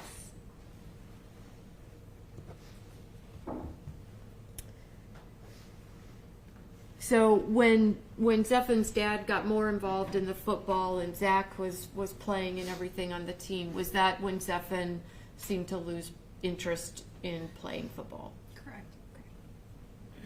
And did you know about what Zephen's dad, Josh, thought about football and what he thought about sports? I'm sorry, can you repeat that? Yeah, sure. Was, from what you knew about and talks with Zephen, was it your understanding that football was a pretty big deal to Josh? Yes. Did Josh brag about Zach and Zach's abilities in football? Zach, yes. Okay. What about Zephen? Not really. No, okay. Were you aware when Zephen had a hit in football and then he stopped playing? Like a head hit or something happened to his head? Not related to football, but yes, the head injury, yes. What do you know about the head injury? That he got a concussion, but from my understanding, it wasn't related to football. It was caused by his brother Zach. What did you understand his brother Zach did? Slammed his head in the headrest of the car. After that happened, did Zephen stop playing football? I honestly don't remember. Well, do you remember when Zephen was no longer going and playing on the field and doing those things? Yes. Okay, and what was Zephen's, what was your impression of what Zephen or what he said about not having to play football anymore? Relieved. Why was he relieved? The expectation his dad had on him was no longer there. What about, we talked a little bit that Zephen didn't fit in with the jock group of friends. What about other friends? Did Zephen have a lot of friends at school? I saw him keep to himself a lot, not always walking around with a group of friends, but an occasional friend here and there I did see. When you would see Zephen walking around the school, would he ever wear headphones? I don't remember. Okay. Was Zephen awkward socially? Yes.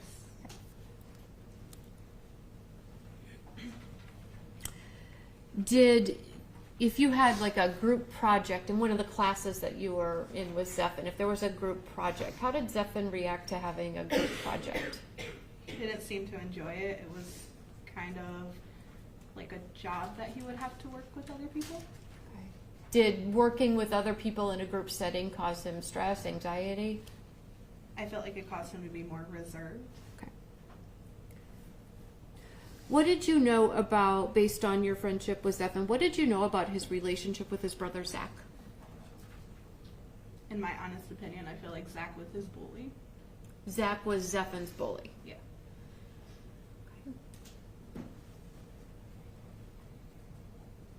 Would Zach target Zephen with his bullying? Yes. Okay. What about Zephen's relationship with his father? What do you know about that? I can honestly hardly say there wasn't a relationship. Okay. It was more of a, you're my father, you're my son, we live together. Okay. What was Josh like physically? Appearance, Like size? large, very tall, heavy set, Okay. with a angry demeanor. Okay. He always looked mad. He always looked mad? Yeah, always. Okay. Scary would be the word I would use. He just looked scary. Yes. Did Zephen see himself as an equal to Zach in his father's eyes? No. Was that hard on him? I feel like it was. And when you say you feel like it was, is this based on your conversations and the interactions that you had with Zephen? Yes. Would you describe Zephen as sensitive? And emotional. Okay. And how did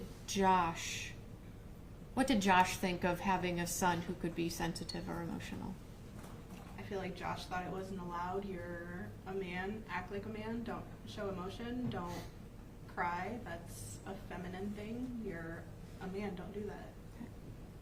Which is why I felt like Zach was more Josh's favorite, because Zach is a mini Josh.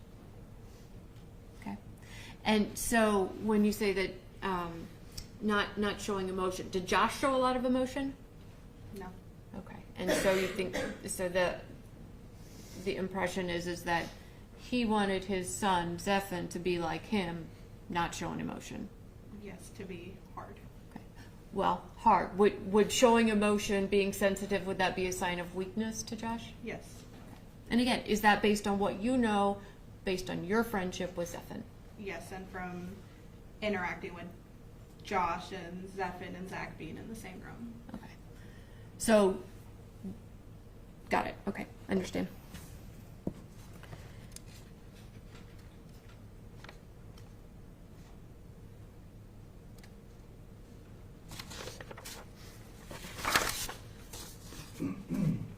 Obviously, you're here from Indiana testifying in this trial.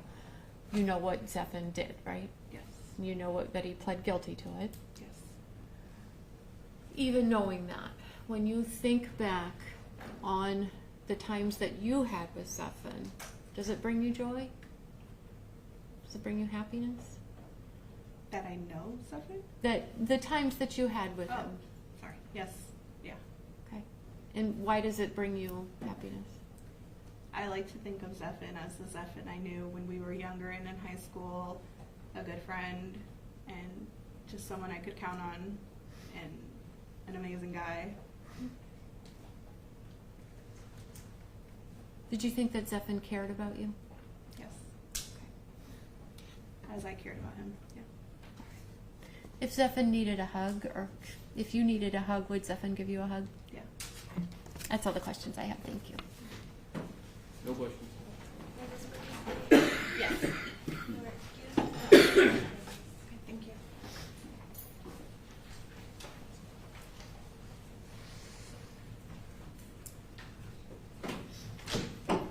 Our last witness for the day would be Gracelyn Williams.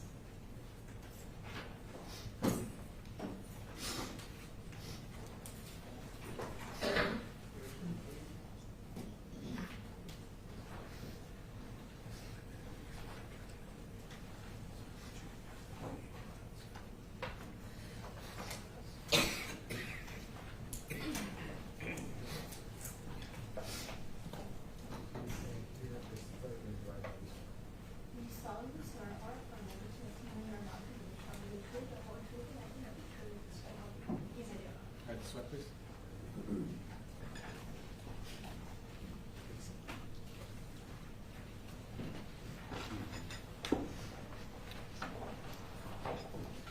Could you please state and spell your name? Yeah, Gracelyn Williams, Gracelynn,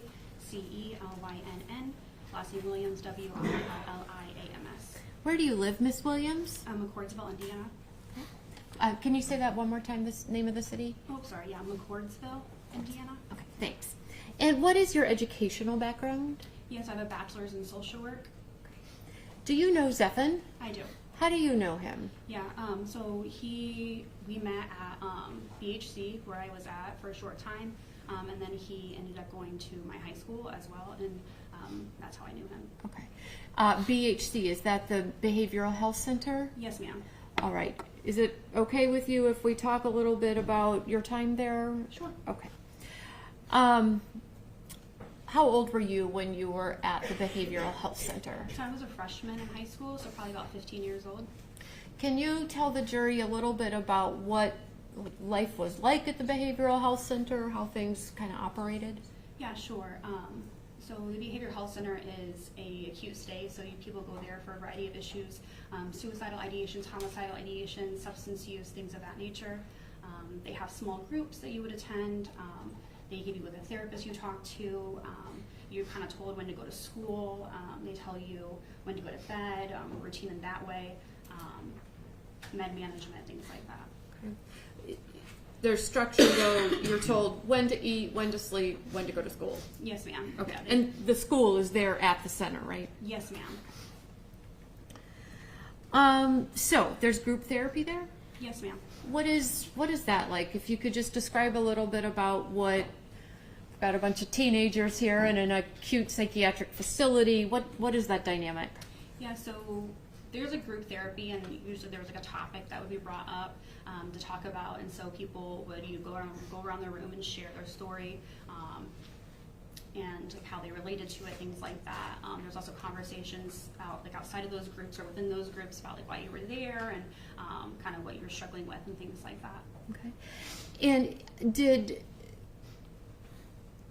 patients who were there at the facility, was it the kind of environment where people would meet each other, you'd become kind of fast friends, and those things would develop kind of quickly? Yeah, for sure. I think that you're all there for similar, reasons or what have you, and so a lot of friendships develop very quickly. You come very close with each other. People exchange phone numbers, so they kind of talk outside of when you get released, things like that as well.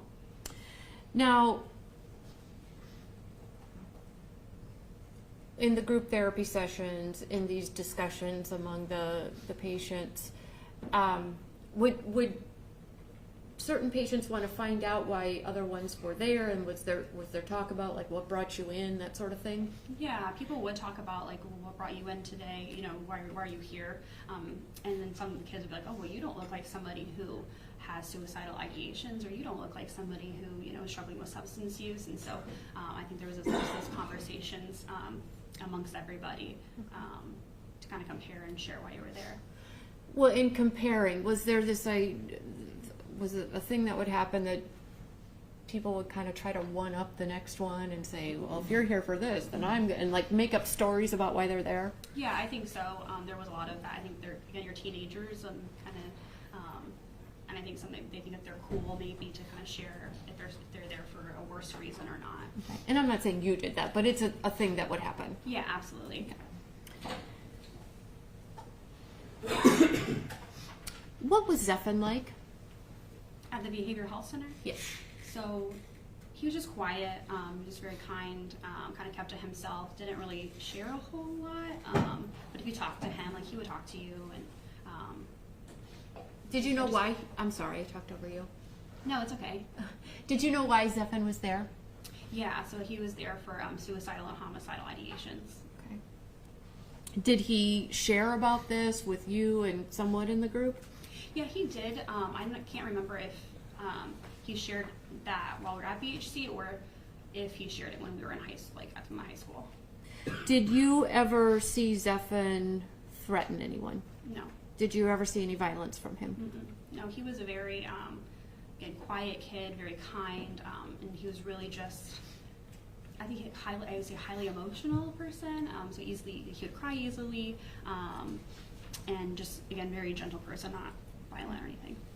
Did Zephen cry when he was at the behavioral health center? Not at the behavioral health center. Again, it's a very brief stay, so you're only there for maybe 3 to 7 days. But when we left the behavioral health center, he was tearful and okay. Yeah. So when you would see each other at school? Yes, ma'am. Got it. Did you learn from Zephen if he, what his family situation was with his parents? At the behavioral health center or in general? In general. So again, going back, he was at my high school, and so I didn't know he attended my high school. So it was kind of shocking to see him. They're like, oh, hey, you attend my same school, and we just were released from the center. And so he would talk about his home life and just how things were doing. I know he didn't have a great relationship with his dad, and not feeling like he had a lot of support at home and just really struggling. Okay. So prior to Zephen meeting Zephen at the behavioral health center, had you ever seen Zephen in your school before? No, ma'am. And you were at which high school? At Bremen High School. Okay. So Zephen comes to Bremen High School after the behavioral health center. Then did you see him, interact with him at school? Yeah, for sure. And what was that like? So at school, we had an open lunch, so we didn't have any classes together or anything, but if I would see him, he was kind of a quiet person and just had his headphones in, would walk in the hallways, but if I'd see him, I'd be like, hey, like, how are you doing? He was dating somebody at the time, and so I would ask him how that was going, and again, that was kind of on and off again, so just supporting him through that and making sure he was okay. Okay. Did you know the girlfriend that he was talking about? Did you know her?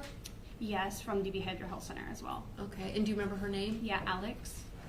And Alex is somebody that Zephen met at the behavioral health center? Yes, ma'am. How would you describe Alex? So she's just, looks-wise, like she's kind of like alternative style. At the time, she had like blue hair. She had like lots of tattoos. She also has a lot of struggles with mental health, pretty significant mental health. How would you describe, like, if there's a spectrum of people who are happy, joyful people and people who are kind of dark and depressed people, where's Alex on that spectrum? Yeah, she's in the far, depressed side. Okay, far dark, depressed side? She really struggled a lot with her depression and things like that, yeah. Did you see Zephen with a lot of friends at school? He didn't have a lot of friends. Yeah, he was kind of alone. Do you remember speaking with Zephen at the high school about times when he and Alex, their relationship was in an off-again part of their on-again, off-again relationship? Yeah, for sure. Like I said before, like he would, share about his relationship. Again, it was really hot and cold, so they would have a lot of arguments. And again, he was emotional, like, and he was like, would cry, like, oh, he kind of felt like he was alone, didn't have anybody, and that if he lost her, like, who would he have? Again, he didn't have a lot of support at home, so just really would be there for him, like, give him a hug in the hallway, like, hey, it's okay, like, everything will work out. And did you kind of check in with Zephen? How are you doing? Are you going to, follow-up counseling, or did you kind of try to support and encourage each other in that way? So we didn't necessarily talk about what services we were getting, any counseling or anything like that. It was more so like, hey, I hope you're healing well. I hope that you're doing okay. Do you need anything? Those types of things.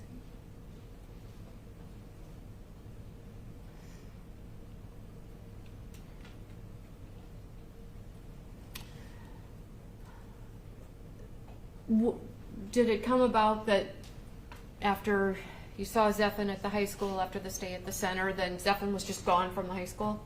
Yeah, so he just kind of up and left. I don't know what happened to him, and I just didn't see him again. Okay. Was that the last time that you ever saw Zephen in person? Yes, ma'am. All right. Did you have some little bit of contact with him through social media afterwards? Like here and there through social media. I can't remember like the extent of that. But like I had him as a friend on Facebook. Okay. With nothing significant after the high school? No, ma'am. Okay.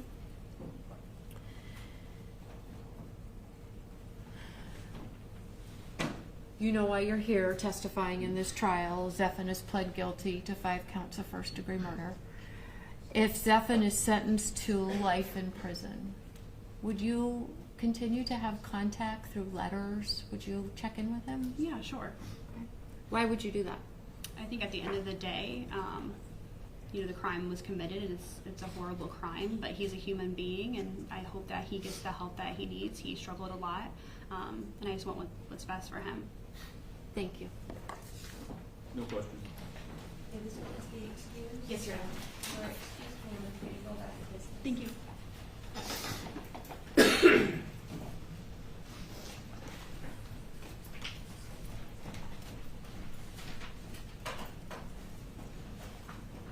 Need to go back towards the witnesses for the day. Yes, Your Honor. Ladies and gentlemen, you're going to be excused for the evening to return tomorrow morning at 8:30. Again, I caution you, do not read the newspaper, watch the news, or listen to the radio. Please have a good evening. Return tomorrow at 8:30 as you normally have been doing. Thank you very much. All rise for the exit of the jury.